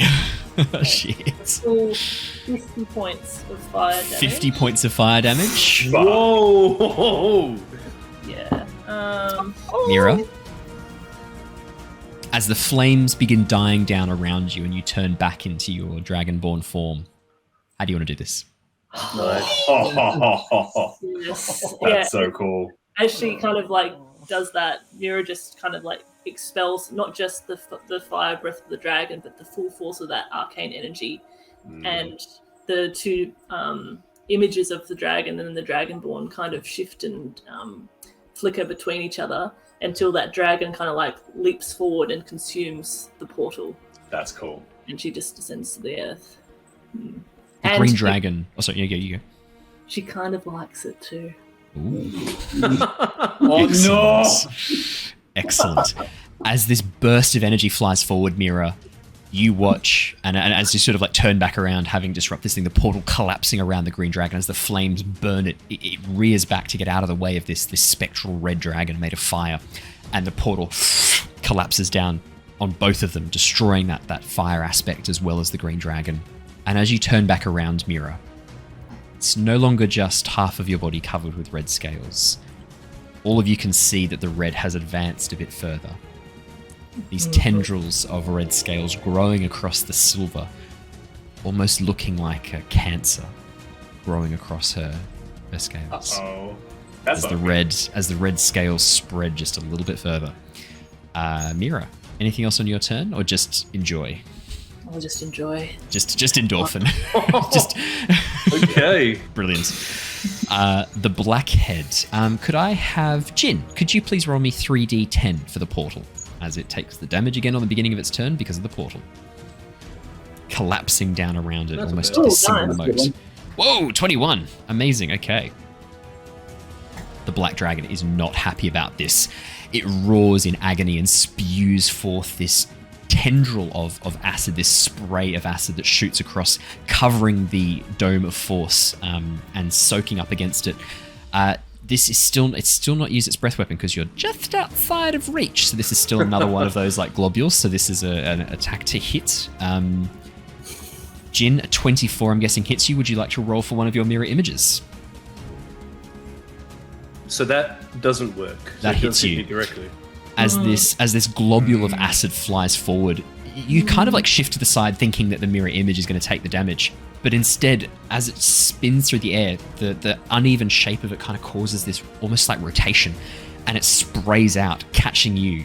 You are only going to take 16 points of acid damage. That's not too bad. Could have been, let me tell you, that could have been a lot worse. Could have been a lot worse. I'm not using my absorb elements for that. You're not, what, sorry? Yeah, no, cool, okay. I'm not using my absorb elements. Now, I've got a That quick is question. nice. Is mirror image a concentration spell? No, it is not. Amazing. Oh, wow. No, of course it's not, Good. because that's otherwise you'd lose it every time you got hit, and it would completely ruin the whole exactly. point of the spell. Yep, Yeah. exactly right. The 16 though? What was that? Only 16 poison damage. That's acid damage. Okay, Sorry, 16. 16 acid. Perfect. That's it. Lockie, I pass over to you. With almost all the portals now destroyed, Lockie, you can see the vortex in the center is spinning faster and faster and faster, growing more chaotic as lines of energy shoot out. Actually, Lockie, could you roll me a D100, please? Yes. With 4 portals down, so shit's happening inside the wall of force right now. 59, you watch as one of the mages is incinerated by the lightning, screaming as he is turned to ash. The lightning just absolutely disintegrating him as he just calls out and is like, "Ah!" And then immediately is just destroyed the portal, turning him to dust. Lockie, your turn. All right. Now, you were saying before it was flickering. Yeah, you can see the dome of force is flickering ever so slightly. Not slow enough that you could get something through. I'm going to anticipate that response. That's exactly what I was going to ask. Okay, I'll use my I'm describing things for dramatic effect rather than mechanics. All right, it's all good. Okay, so what he'll do instead is he's going to wind up the cube in his chest, and he's going to switch it to fire. Yep. And he's just going to send a bunch of fire out the bottom of his feet and cast fly on himself. Okay. Do you want to do fire, or do you want it to be like almost like plasma, as Lockie like? Oh yeah. Cool. Yeah. These like pulses of purple energy, this sort of faint bluish purple energy, out from the back of Lockie's feet. Sections of his, they'd be pauldrons, right? If they're on your feet, yeah, pauldrons. The armor pulls back and reveals these tiny jets that begin spewing out this plasma as Lockie rises up into the air. Lockie, you may fly.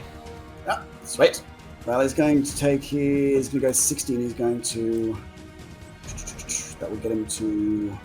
I know, it's funny because like you think 60 feet's a lot, and then when you get into a massive ritual chamber, you're like, oh, that's really not that far. It's just because this place is huge. Yeah, that's right. That's about right. All right, and that's all he can do on his turn. But he is now Setup is ready. Yeah.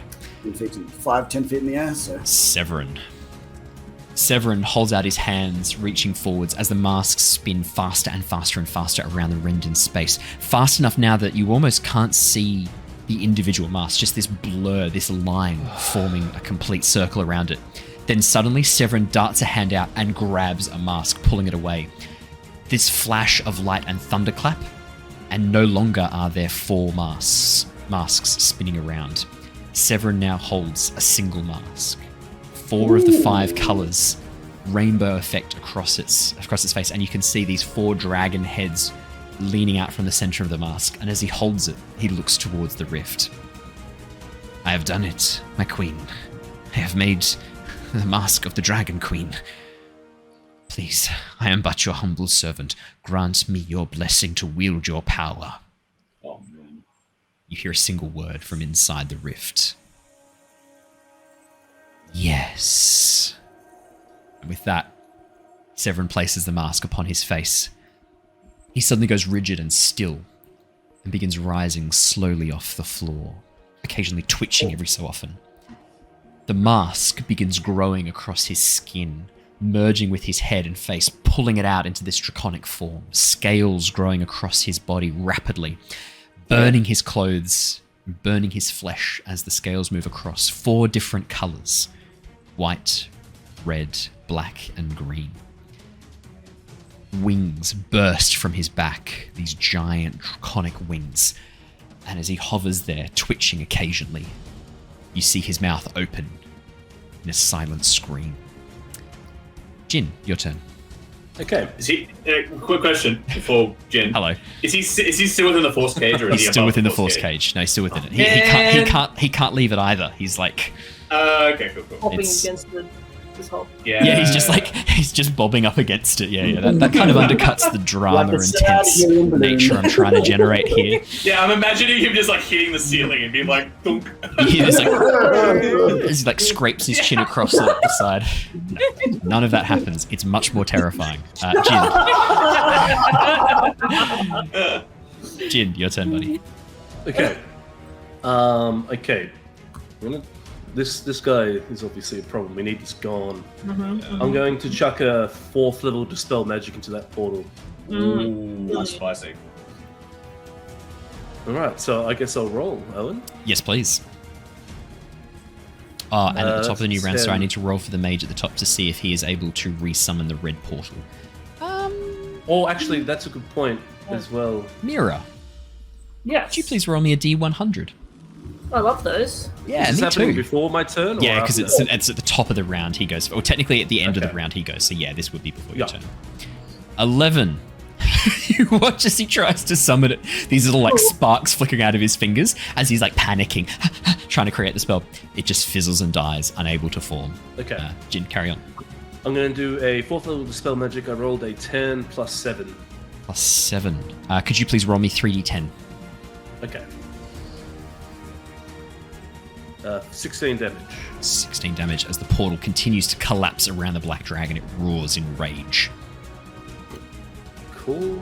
Check bonus actions. I don't think anyone's within range.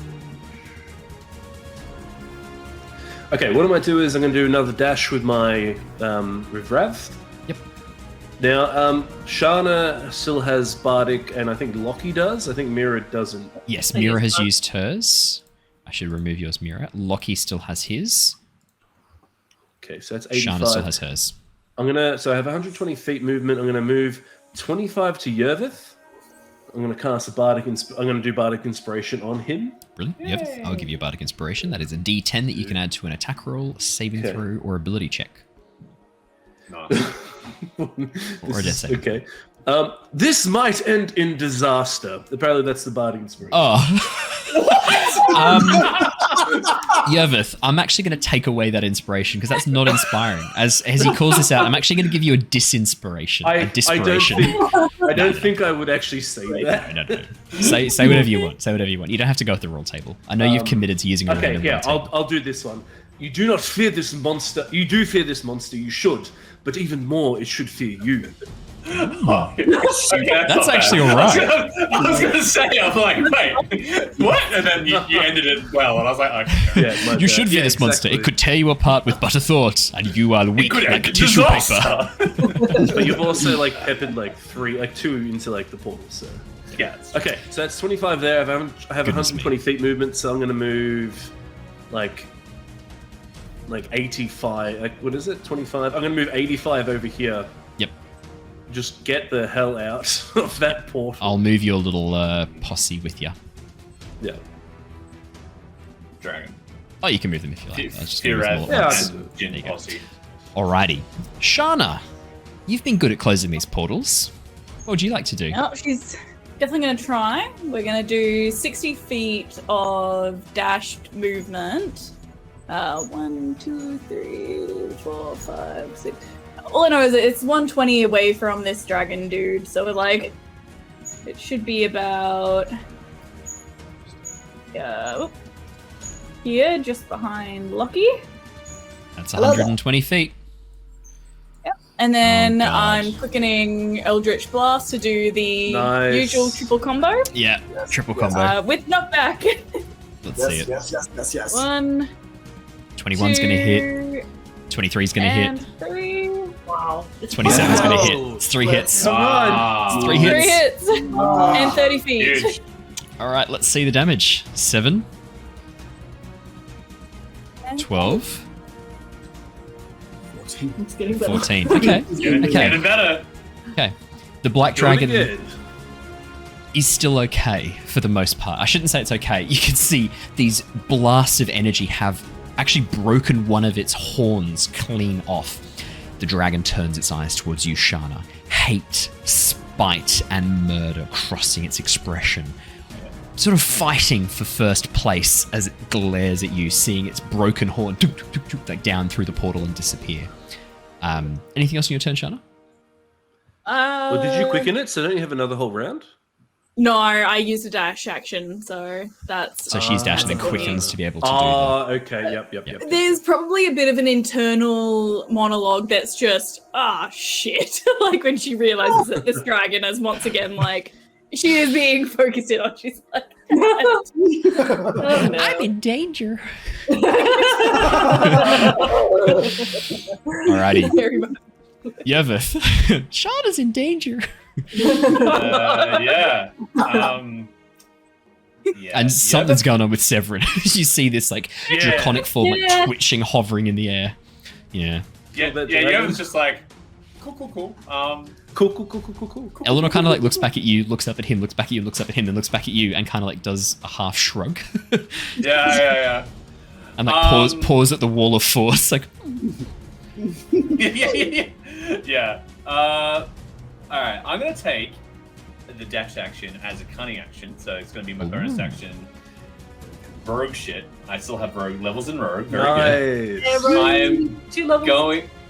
Yeah, I'm gonna move 5, So 10, edgy. 15 to get myself hopefully in range of this guy up the top here, because I'm like, you need to go, buddy. You need to go. So I'm gonna take a shot at the priest last up the top mage. here. Yep. Last me. That's gonna be a 27. 27's going to hit even with shield. As he goes to cast shield, the arrow just goes through the shield through his hand and like shoots into his head. 10 damage plus you wouldn't have sneak attack, but you will have fire damage, so 11 damage. Yeah. He's still up, Is he alive? but like his hand is like Still stuck to up? his head. His hand is stuck to his head as the arrow is like holding it in place, and he just starts crying as you lower your bow for the second shot. Yeah. Okay. Oh my god. I was hoping I'd get him, and then I could like move back to take another shot at the head. That's annoying. Okay, that's fine. We'll just take another shot then, I guess. Look, right now, you're the best thing you can do is like preventing him from casting spells. Yeah. Yeah, 2 Yes. non-working arms. Yeah. As he like pulls his hand free, blood begins running down his head, along with this like whitish blue fluid from inside, and you sort of think maybe you might have actually severed part of his skull, cracked it open. Oh. Would you my like to- lord. Is that a 29 to hit? Yeah. How do you want to do this? As he pulls out the arrow Yeah. that I shot initially, another arrow hits in the same spot. he like pulls it free. He's like, phew.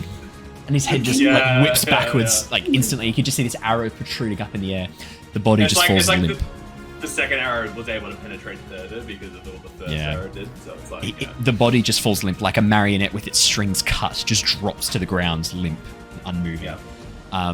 Amazing.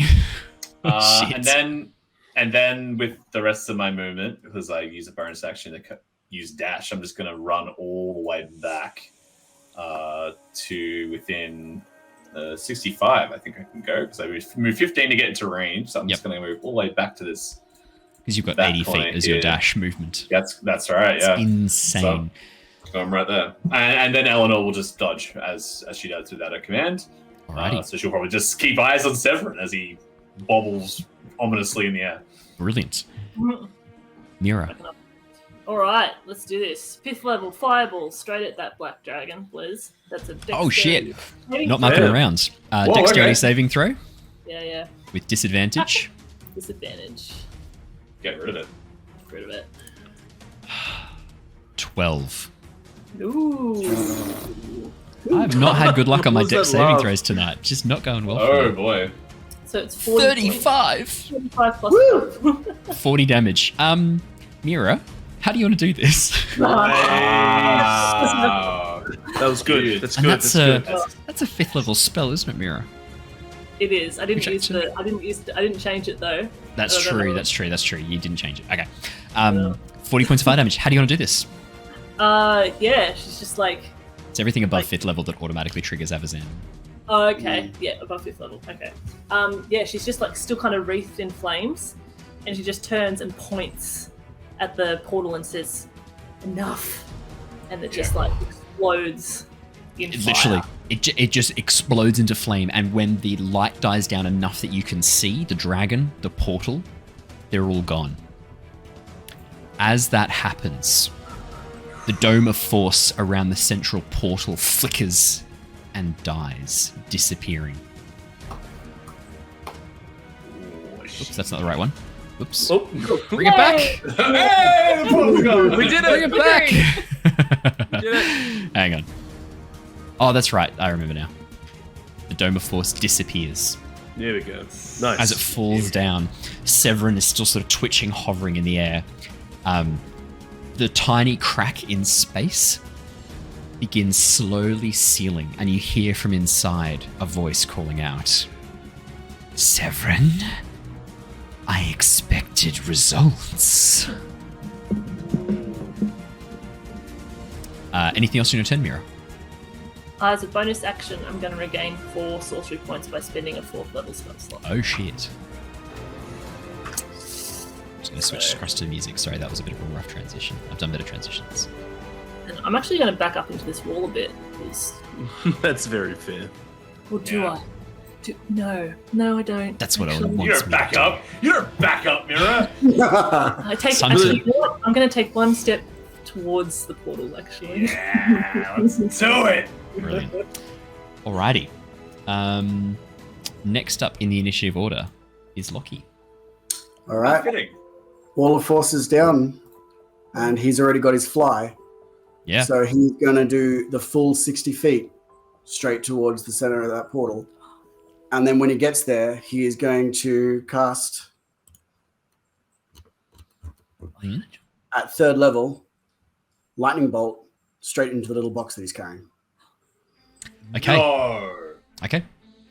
Lockie, as you shoot towards the center of the room, hovering above the swirling vortex of energy, in line with the tiny rend and rift in space, you cast lightning, calling down the energy from above, channeling it through into the chamber, channeling it through the cortex.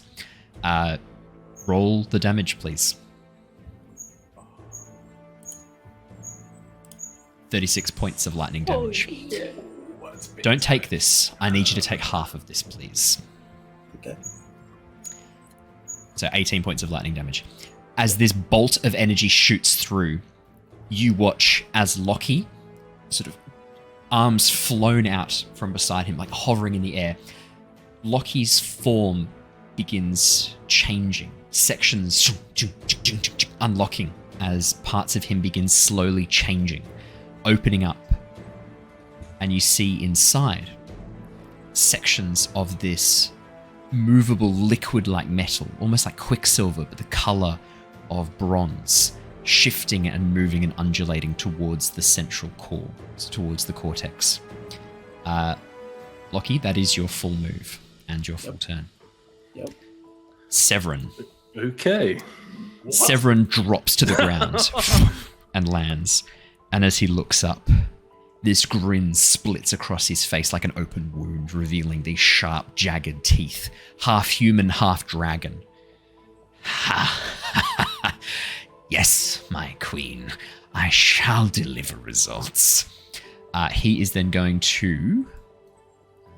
who's probably... Oh, yeah, he's not a big fan of Lockie flying high above the center of the ritual.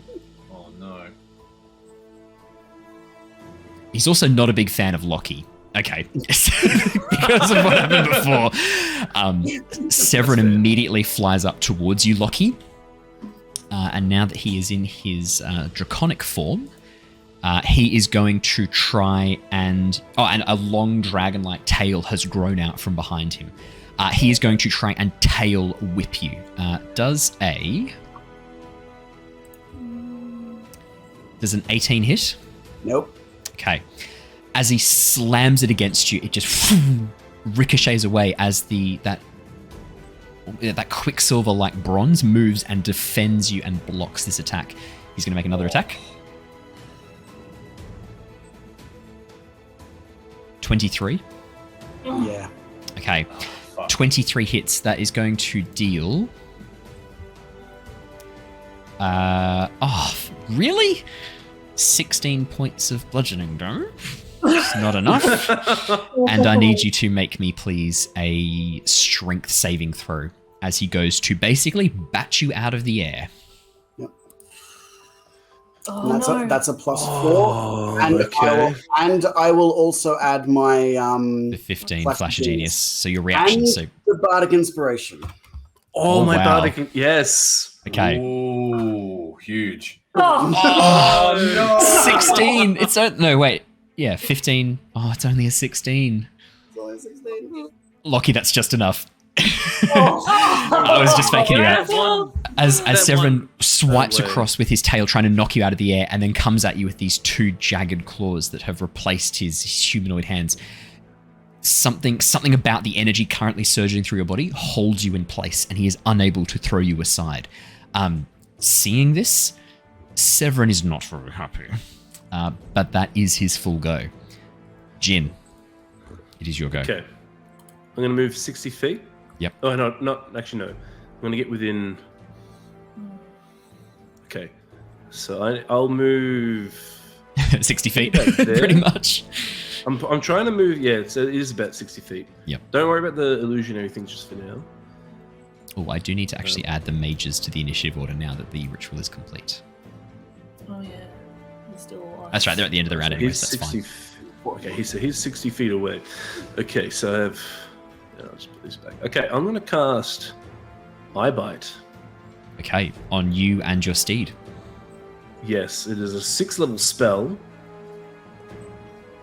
And that's... Oh, that didn't show. Sorry. There you go. That's for everyone. Your eyes become an inky void imbued with dread power. One creature of your choice within 60 feet must succeed on a wisdom saving throw or be affected by one of the following effects. The effects are asleep, panicked, or sickened. I will make a... So, I guess the thing to ask is... Because Yes. I cast it on myself, and it technically, by affects rules, it your affects fear my of as well. mount. Yes. What would my mount's spell save DC be? It'd be yours, because for all of those spells, it is your spell save DC when you cast the Okay. spell. So it'll be your spell save DC. Cool. Okay, so I'm going to cast... I'm going to do Eye Bite on Severin. Alrighty. Severin will need to make a DC 18 wisdom saving throw. Yes.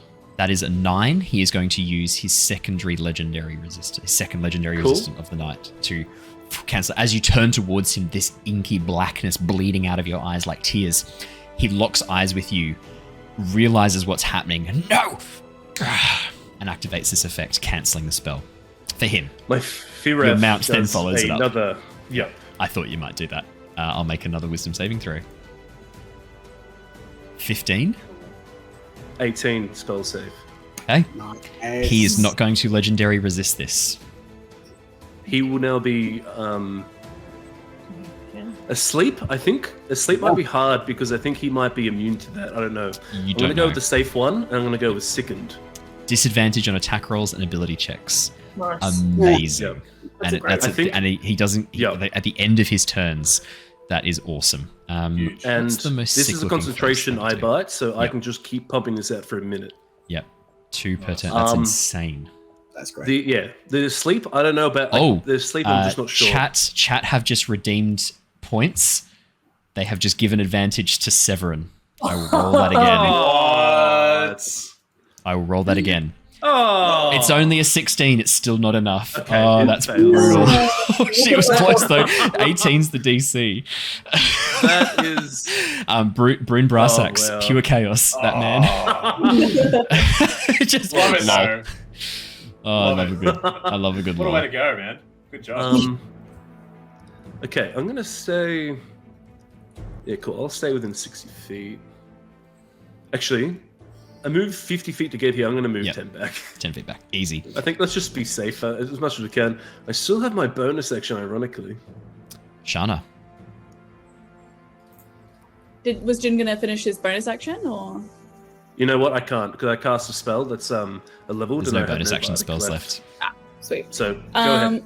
In that case, I'm quickening an Eldritch Blast to get 6 beams, and Oh god. he's gonna start on this mages mage and here, just the furthest move away around. From her. Oh, you're just gonna. Yep, as they drop, she's just going to shoot. I knew this was if coming. get I knew the shotgun Eldritch Blast was coming for the mages. As soon as I said, "Oh, I need to add them to the initiative order," I just watched as Ali's eyes went like wide, and then this smile went up the side of her face. I should. this Oh is- my god! What are these rolls? Okay, okay, The okay. last one. Here are the rolls. Oh my god! I could say 25, 27, 29, 26, 27, then a natural 1. that's so dumb. 1, 2, 3, 4, 5. Could you please roll me 5 bouts of Eldritch Blast damage? I don't think there's going to be any mages left. Wow. There's only They 4 can mages. shield, but even then, even if they shield, it's not enough to protect them from any of those. Oh no. 8, I would roll 15, the That's decent 6, damage. 11s, that's 1 down. It's 2 down. Okay, no, that's great. That's great. Good. It's 2 down. As you set off these blasts, Shana, these force lances just shoot through, cut through, and as the bodies fall, they're immediately dragged into the portal, their blood pulling from them and forming into this like spiral around the swirling vortex of energy as their bodies are immediately pulled into the portal as they drop. Hell yeah. Anything else in your turn, Shana? Movement, she retreats and Yep. then just sort of yells out, I think, to the rest of the party, but something like along the lines of like, sing out if you're getting worryingly low in hit points kind of thing. Just checking if they had Hellish Rebuke. But they don't. Okay. They don't. I think Lockie could do with some healing. Yervith, it's your go. Yervith sees the portal closing. He Yep. sees Lockie heroically trying to take down Severin, take down the portal. He looks at Severin very curiously and says, he looks quite draconic at the moment. I think I have just the weapon for this. He's going to pull out one of his arrows of dragon slaying. Oh, shit. Oh, okay. Okay. Come on, Okay. Ranger. He's going to use his bonus action to steady aim, giving Okay. himself advantage on this throw. Yep. Lockie is Nice. right next to him, so he's Yep. going to get sneak attack damage on this. Yep. Plus Hunter's Mark. Nice. Yep. Let's go. So Yeah, it's he's gonna be get bad. plus he's going to get his elven accuracy. So Yep. he's That's fishing. 3 He's dice. Do you still Alright, have a so- Bardic Inspiration? I do have Bardic Inspiration as well. Yep. I Let's do think this this thing. is going to be bad news for Severin. I don't think he's going to like this. All right. First roll is 29. Nice. Next roll is 33. 33. Oh my god. I'm Was just almost a fishing crit. for the- 33 is almost a natural. I am 20. fishing for the crit here. I do Yeah. get 3 attacks with elven accuracy just to hit. So we'll Yeah, we'll the take damage. we'll take whatever. Take the 33. So that yeah, we'll take the 33. I'll take That's 33 to gonna hit. be- I mean, that hits everything in the monster manual. Like, that would even hit Tiamat, so I'll take 33. So that's going to be 50 points That's of good piercing, damage. 6 points of fire damage, 8 points of sneak damage, plus the d6 from Hunter's Mark. That's a 2. And I'm assuming he's a dragon now. So Yes, he is. He's enough dragon that the hunter, that the dragon slaying arrow will have its secondary effect. plus 10 for the sharpshooter damage. Oh, this is so bad.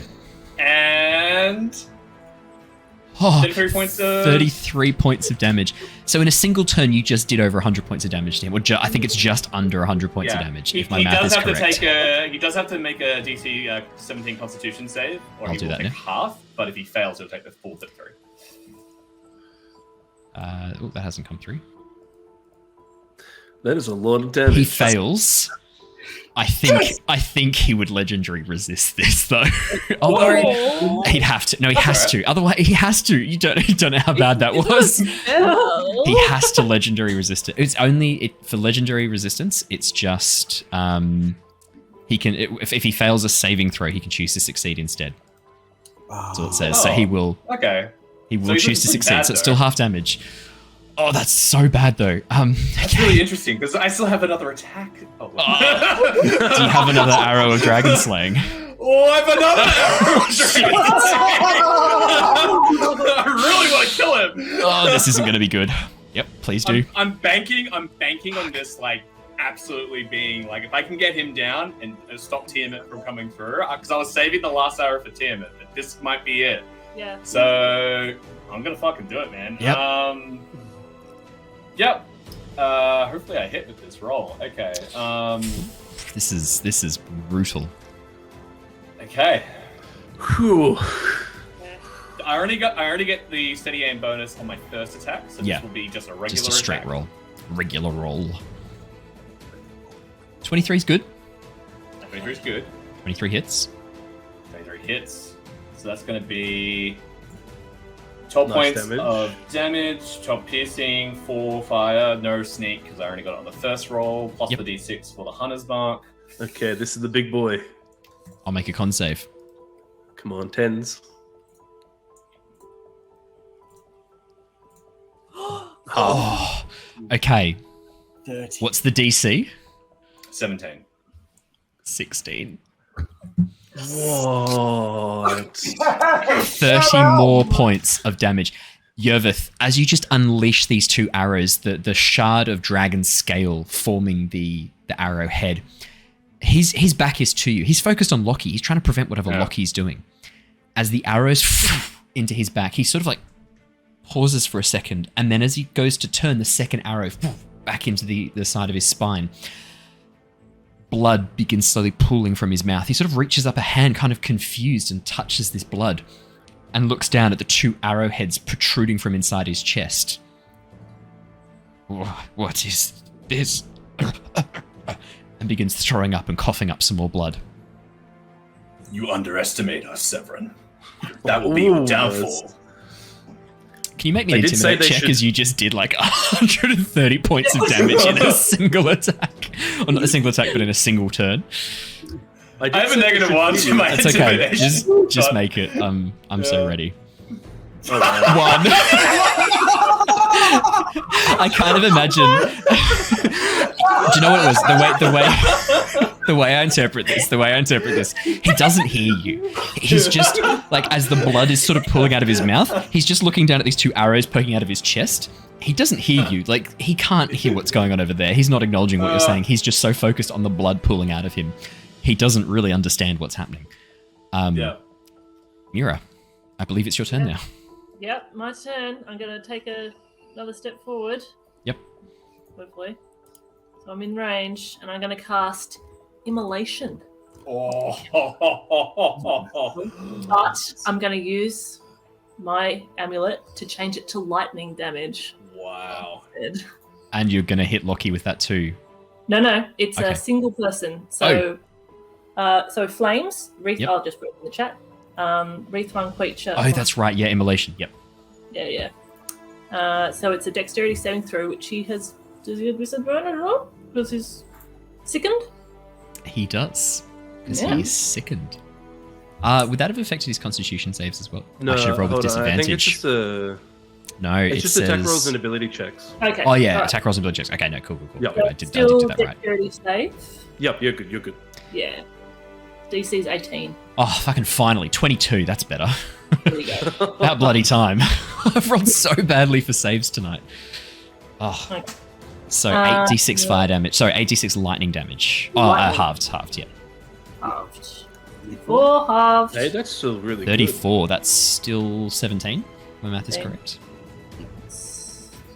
And nope, that's okay. He did pass. the Oh, second lightning bit. damage? Lightning, yeah. As the lightning crackles across his body, you watch as the blue dragon head coming off the mask, its eyes open and the lightning absorbs into the mask. He didn't have the blue. Oh no, he doesn't have blue! Nothing happens. He just takes this damage as the lightning crackles across him. His body spasms in pain. Yes, thank you for picking me up on that. Thank you. He doesn't have the blue. Well, No. that was That's why she picks lightning. That's why she picked it. Yeah, 100%. Smart. Anything else on your turn, Mira? Do I have to make a? What level did you cast at? 5th level? Yes, please. Yeah. It's Just a D100. Well, I don't know why I do it manually. 47. 47. Ooh, you're not going to be as happy about this one. Mm-hmm. Oh no. Okay, I'm away from people. 65 feet away. Nope, Shana's Oh, in range. no. Shana's in range. That's the only person who's in range. Okay, Mira. Oh. Do you remember when you did that really cool one with the massive fireball and it twinned, but it targeted a target you got to pick? Oh no! Oh no! This immolation targets the closest target to you. You watch as the second one immediately strikes at Shana. Shana, Ouch. could you please make me a dexterity saving throw? I have Damn. advantage against spells. Magical effects, yes you do. And you do have a bardic It's a if you spell. need it. It's a spell. Okay, using the advantage, and I'm gonna use the bardic if I need it after this. Yes. Oh, you might need it. 5, 16, 16 You need is it. the DC, isn't it? 18. 18. You need Alright, it. I'm using the Yeah, two more. inspiration. You need that. Yeah, no, I'm using the inspo. Oh, D10, yeah? Yes. yes. Yeah. 6. Okay. You're fine. So that's half as much damage. That's Oh. 17 points of damage, Shana. Oh god. Because we'll just use the same damage as before. Still pretty. Still a lot. As the lightning twins and crackles across Shana, Mira, as the power flows through you, you're just throwing this power around that, and part of it kind of breaks free and you lose control of it, but you don't really notice. You're just watching as Severin takes this damage and you feel that power flowing through you. Oh man. Oh man. Okay. Wow. That Anything would have else on your taken turn, Mira? Shana down, I think, actually. Yeah, 34. Fully hit. Yeah. It's lucky. It's lucky it wasn't like finger of death or something, or touch of death or something like that. Pretty bad. Anything else in your turn, Mira? Ooh. You still got movement left. I do. I'll involuntarily take another 5 feet of movement towards it. Lockie. Yes. At the start of your turn, you watch as the core begins turning faster and faster, and it begins splitting away from you, this molten metal pulling with it away. You know, you feel instinctually this subroutine activate.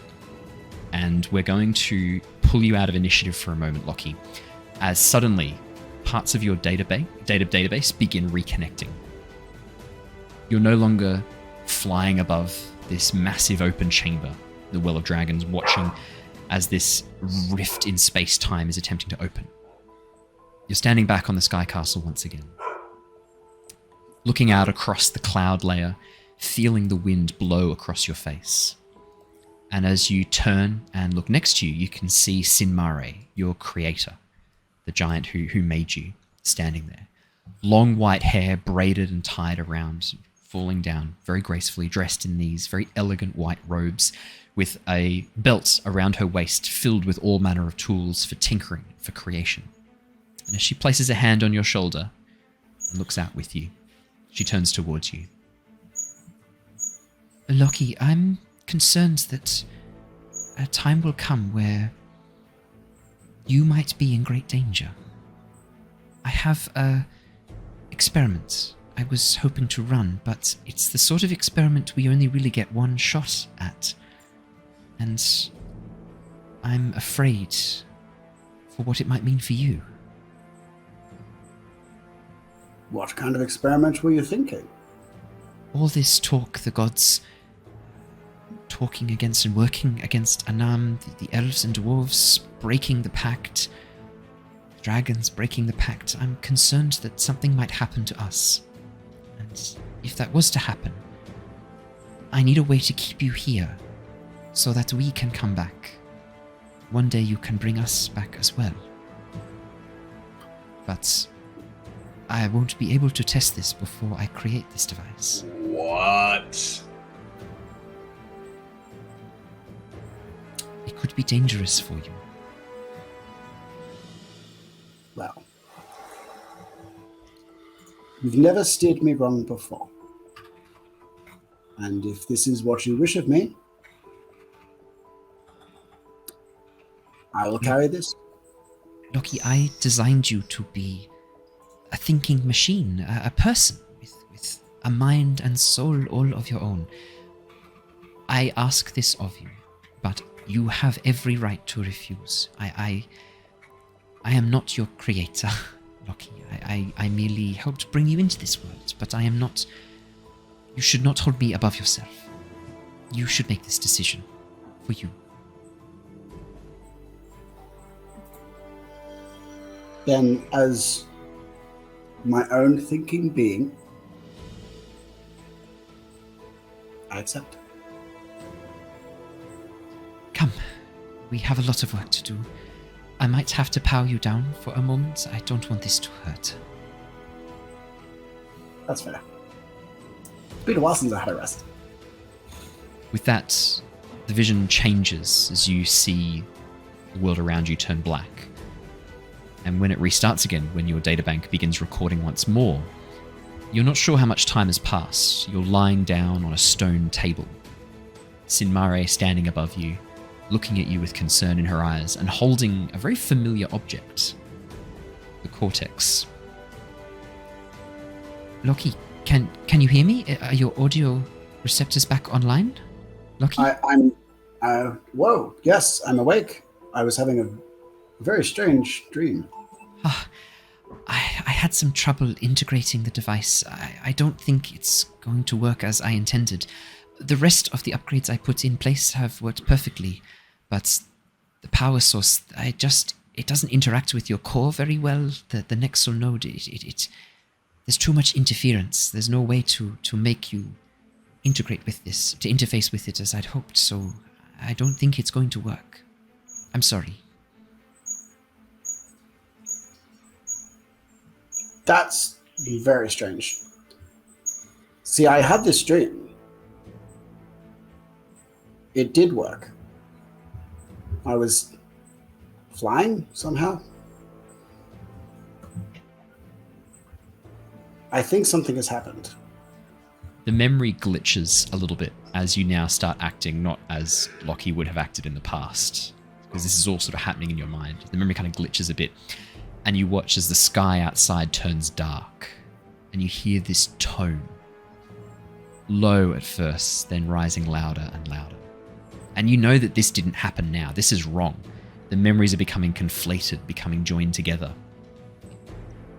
Sinmare holds out a hand, places it on your chest. If you ever need to find us, just play our song. Play our music. And you watch as she slowly begins turning to dust, grey spreading across her face. She disappears. Lockie, you snap back to the present at the beginning of your turn. Fantastic. Alright, I'm holding the box. One more thing I should mention. The Nexal node in your chest, the core, is no longer a core, as it has started to move out of you and the molten quicksilver, the brass quicksilver is forming around it. It has now taken on this swirling helix shape. As it twists in on itself, you can see that sections of it are passing through one another. It's not possible what you're seeing. It doesn't obey the laws of physics. It's a 4-dimensional object hovering in place. What? I don't know how happy you are. Oh. So here's where it gets spooky, right? So a 3-dimensional object casts a 2-dimensional shadow. A 4-dimensional object casts a 3-dimensional shadow. And in our reality, if we were to look up into the shadow of it, it looks like a tesseract. Yeah, we just see these undulating masses of Oh. Yeah. So if we're looking up at Lockie right now, we're just seeing a tesseract. Where the core is this undulating mass of thing moving throughout itself. This it looks like multiple 3-dimensional shapes interposed on one another, moving through one another freely.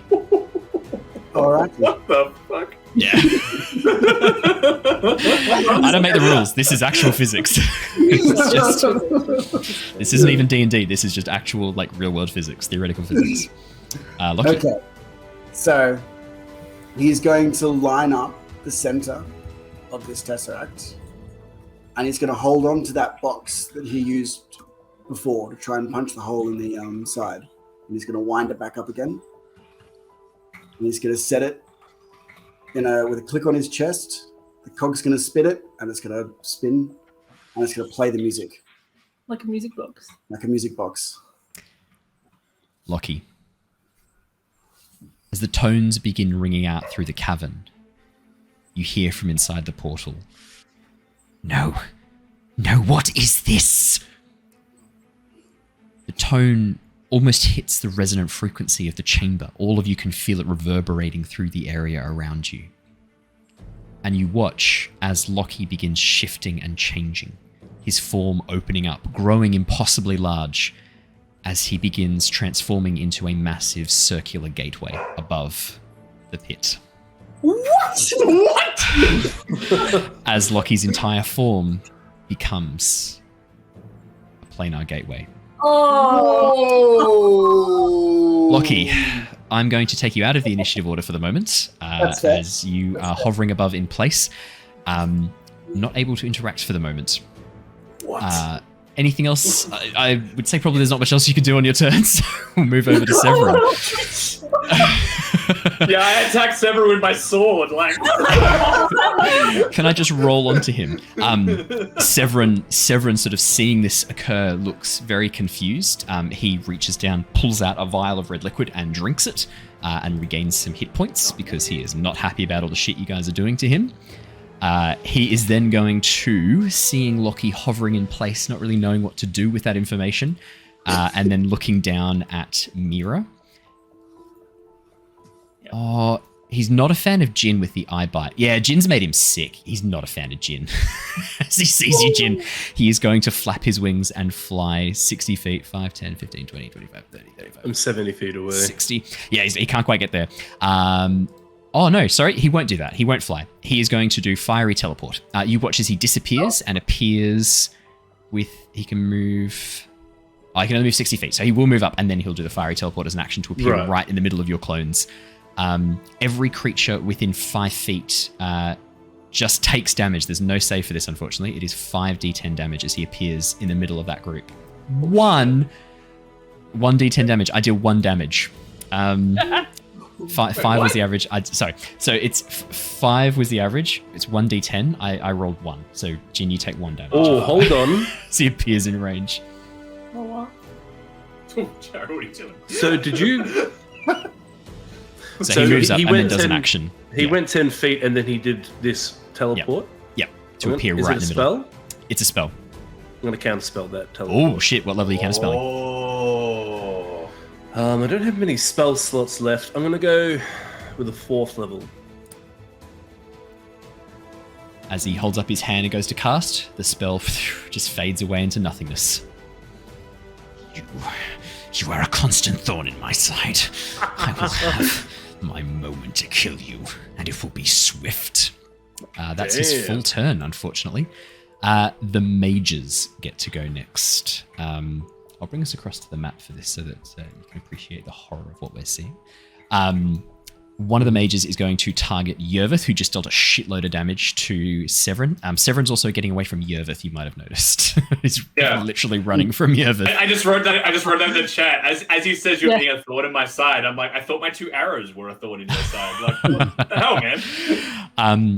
Yervith, oh, damn, we're getting raided with a party of 28, by the way. Yeah, no, hey guys, where have you guys come from? Let's have a quick look. You guys are from Lock Live T2. Welcome, thank you very much. Welcome to Tyranny of Dragons. One of the mages, seeing Yervith cast all this damage, immediately casts Ice Storm. Yervith, could you please make me a dexterity saving throw? You are still white. Eleanor is still white at this point, so you are going to take... half damage from this, I believe. Or is it only if you're... saving throw? Dexterity saving throw, please. Is it that mage?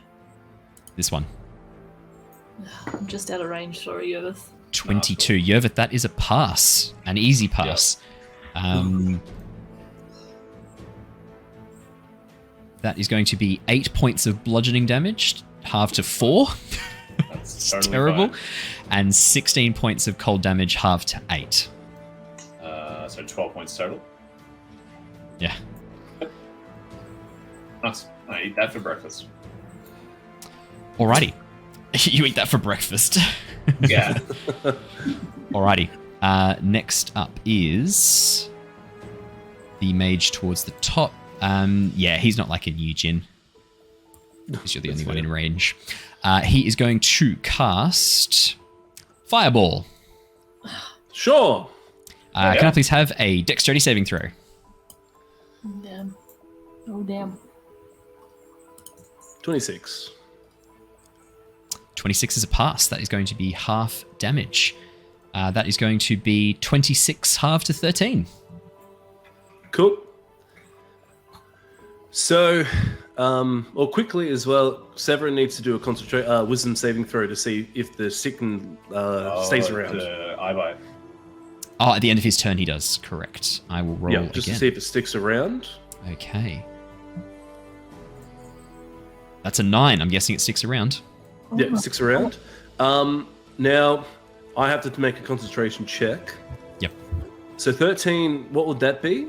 13 is the DC. Because it's 10 or the damage if the damage is higher than 10. Oh, I only have a +3, so it's literally a 50-50 chance. I'm going to... It's going to sound stupid, but I'm going to absorb elements it. No, that makes sense. To avoid... Yeah, no, that makes sense. That makes sense. Yeah. So that is halved again to 6 points of damage. Yeah. So now you just have to make a 10 as your concentration check. Hopefully that's good.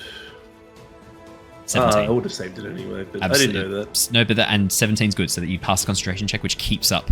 Oh, your fee rev, your mount, it also needs to make me a dexterity saving throw to avoid being taken up by the fireball. How high in the air are you right now? 30, 40 feet? I'm 50 feet. 50 feet up. That's okay, because I did stock, I have it somewhere stashed away, a featherfall. But you don't have a reaction. Oh yeah. But you've used your reaction for Yeah, I wouldn't counterspell. fall. I wouldn't fall straight away though, would I? Yes, you would. The second the amount's gone, you're going to fall 50 feet. It's not going to like wait 6 seconds for your turn and then go. But how long? So every round though, like how much do I fall? 300. Yeah. Something like that. Terminal velocity. Okay. Yeah. Yeah. Well, let's see. Anyway, Bitch. what damage is it? Fire damage. Oh, he'll stay anyway, even if it's full damage. It's not that bad. Can't see his con save. There it is. 7. It So did full fail. damage is 26. Oh, that's fine. He's got 54 HP. He's still up. Oh, cool. Nice. Brilliant. How much is that? 26? 26. No, he's still up. Alrighty. At the end of the round, because that is the mages, they're the last people to go. At the end of the round, you watch as Lockie begins to crackle with energy surrounding him. And then there's this sudden pause, a shift, and you watch as part of the portal drops off and falls to the ground and rolls towards Mira and then lands, and Lockie untangles himself. Lockie, you cannot use the enlarge reduce Legacy of the Giants. All of those components are currently powering the portal high above. You are back in initiative round, and you are back in the fight for this. As you sort of like drop to the ground, all of these internal components that have been compressed and hidden and kept within you, no longer there. You have also lost your dropping to 0 hit points combat mode as well. That is gone. Yep. Alrighty. And that is where we're going to wrap up for tonight, because you watch at the end of the round that cry of no, the central rift, as it just is getting closer to closing. Suddenly this claw pushes out, pulling it open, and you watch as the rift is forcibly torn open as these 5 dragon heads push themselves into the reality that you are existing in. Damn it! As Tiamat, the Queen of Dragons, pulls herself through the portal, roars in defiance as she looks down at you, and then pauses for a second as she looks up at the portal of the giants high above. Well, that was unexpected. And that is where we're going to wrap up for tonight. We will be back next session to see how that goes. Alrighty. Thank you so much, everybody, for joining us tonight. I hope you have enjoyed Tyranny of Dragons. Thank you so much to the Lock Live T2 group who came and raided. This is episode 103 of our Tyranny of Dragons campaign. If you want to go check out previous episodes, you can on YouTube or on podcasts. If you just type in the Lost Archives into any podcast platform, we will come up. Lost Archives D&D helps as well. Otherwise, if you want to check us out on YouTube, it's just YouTube at the Lost Archives. I'll also chuck the link in the description right now, just in the Twitch chat if you want to come check us out. There's a load of good stuff. But for tonight, that's all from us. Stay safe, stay well. See you guys for Avatar Legends tomorrow night, and more Tyranny of Dragons next Wednesday. Goodbye, everybody. Bye. See you guys. I don't think chat like me very much right now. There's a lot of no's. We'll see you guys soon. Farewell.